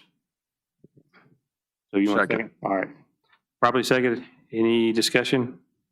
All in favor, say aye. Aye. Got you that time. Aye. Chair votes aye. Motion carries. All right, now. Yeah, Mr. Chair, I'd like to nominate Gina Pansera to the, reappoint her to the Local Board of Building Code and Appeals. Second. Properly seconded. Any discussion? All in favor, say aye. Aye. Aye. Aye. Chair votes aye. Motion carries. And I would like to nominate Tommy Burrell for the at-large member of this. And I did speak with him today, and he's good to go. Second. Second. Second. Any further discussion? All in favor, say aye. Aye. Any opposed? Chair votes aye. Motion carries. All right, we've already covered item 312. Now we're down to County Administrator Report. Thank you, Mr. Chairman, members of the board. So this is the prioritization of the major capital projects in King George County. This is a follow-up to the meeting that we had on February 11th, where we went through the exercise using Microsoft Whiteboard. The way I synthesized the data was whenever a project received 3 votes, i.e. a majority of the Board of Supervisors, I put it in that respective year as outlined on this document as, a majority of the board. Now, I do want to make note of this, and I want to read this for the public. So it should be noted that the exercise on February 11th was intended to give staff and the public a general idea of the importance of each project. But the results of the exercise does not guarantee that the projects will be funded or completed in the order shown below or in the particular year shown below. This exercise does not bind the King George County Board of Supervisors to complete any of the projects, and was intended for planning purposes only. So as you heard me talk during the CIP, Whenever you have a year here, 2026, it received at least 3 votes from the Board of Supervisors. Hence, it's a high priority from the board, which was Sidell Brooks Jr. Parks Restroom, and then the dollar value, $850,000. Next year, both the VOTEC building and the new central storage facility both received at least 3 votes by the year 2027. So those are really priorities, I guess you could say, number 2 and number 3. Going on to 2028, demolition of the old school board building, rough estimates $550,000. New county building, $27 million, and then land for economic development, $5 million. Moving along to 2029, where the Ralph Bunch school renovations at $10 million, old courthouse demo $550,000, new preschool $6 million, and then the fire and rescue training center at $3.5 million. In the year 2030, there were no additional projects identified that received 3 votes, so no projects identified in that particular out year. Moving on to 2031, new recreation center and the pit revitalization at $14 million. In the year 2032, new visitor center museum. We do not have a specific cost on this, so cost is TBD. And in 2033, fire rescue Shiloh Station number 4 at a cost of $11 million. So again, I want to make this is for planning purposes only. And really what I'm going to do is, now that we've got this in line, it dovetails greatly into the FY27 to 31 CIP. And now we can take these numbers and start meeting with Davenport to, if Mr. Dines can scroll back up to some of these projects, to try to figure out how we can either move money from some of the existing, like the 2023 series bonds, which was, I believe, was $21 million for a pre-K and the fire station. That project will go out the bid hopefully by June of this year. So shortly thereafter, we'll have a firm number for construction costs. Keep some of it in there, but I believe there's going to be some leftover. There should be some leftover in the money that was borrowed for the fire station. And I'll come back with a financing plan and probably have Davenport come here to talk about some different options for the Board of Supervisors, how we're going to, if you want to move forward, some of the funding options for these particular projects, along with schedules. You've got a project, but you need to consider, first of all, do we have a site for it? A&E services. And then once that is, you got construction, and then you got your construction bid, and then a site plan, and then construction itself. So these projects, while they may look simple on paper, they are multi-pronged as far as the development process. And the one thing we don't want to do is, if you rush them, you're going to end up with change orders in the end. So I think this was a great exercise to give staff the direction that we were looking for. And while some of the out years are going to be a little bit more fluid, I want to try to tighten up these next couple of years. So once we get, Davenport line for financing, we're not borrowing money for a project that we never build. That's not what we want to do. So are there any questions from the board on the synthesis of that raw data? Mr. Smolnick, I'd just like to say thank you, one, for putting the caveat up front, right? Obviously, we represent the people of King George. And as we get input to this, our appetite is bigger than our budget is. Mr. Morgan said it at the beginning of our meeting tonight. We do have to treat this a bit like we do our personal finances, and that this all gets governed by what we see on the revenue side of the ledger. So thanks for putting it together. Once we see it written down like this, it kind of starts to pop out at you. I'm going to keep harping on that storage building. You got the old courthouse, because we're not going to demo it till we have A&E for this new building. So I think there's still some chomping away at the edges on this. But yeah, it's nice to see the core pieces coming together. And I had a discussion with Ms. Cobb this afternoon. This goes out 10 years or so, and this blends itself or lends itself what to do a 10-year spending plan. Trying to look at projected revenues for 10 years, and when that money comes in, what we do with it to have a 10-year outlook of our finances. So that's something we're going to be working on here, and I'm looking forward to that project, again, for planning purposes for King George County, just not for this year, but 10, 12 years out.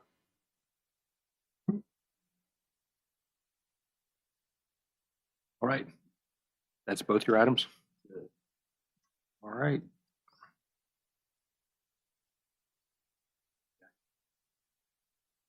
Secondary public comment to address meeting items only. Comments will be limited to 3 minutes per person. In order to afford everyone opportunity to speak, please provide your full name and your district when submitting your public comments so that it can be properly recorded and included in the public record. Anybody would like to make a public comment? All right. Mr. Dines, you got anybody? No, Mr. Chairman. All right. Do I have a motion to adjourn? Mr. Chair, I make a motion, we adjourn the Board of Supervisors to Tuesday, March 17th, 2026 at 5:30 in the boardroom of the Rivercombe Building located at 10459 Courthouse Drive, King George, Virginia. All right. Before we do that, I close public comments. Second. Motion properly seconded. Any discussion? All in favor, say aye. Aye. Aye. Chair votes aye. Motion carries. We're adjourned.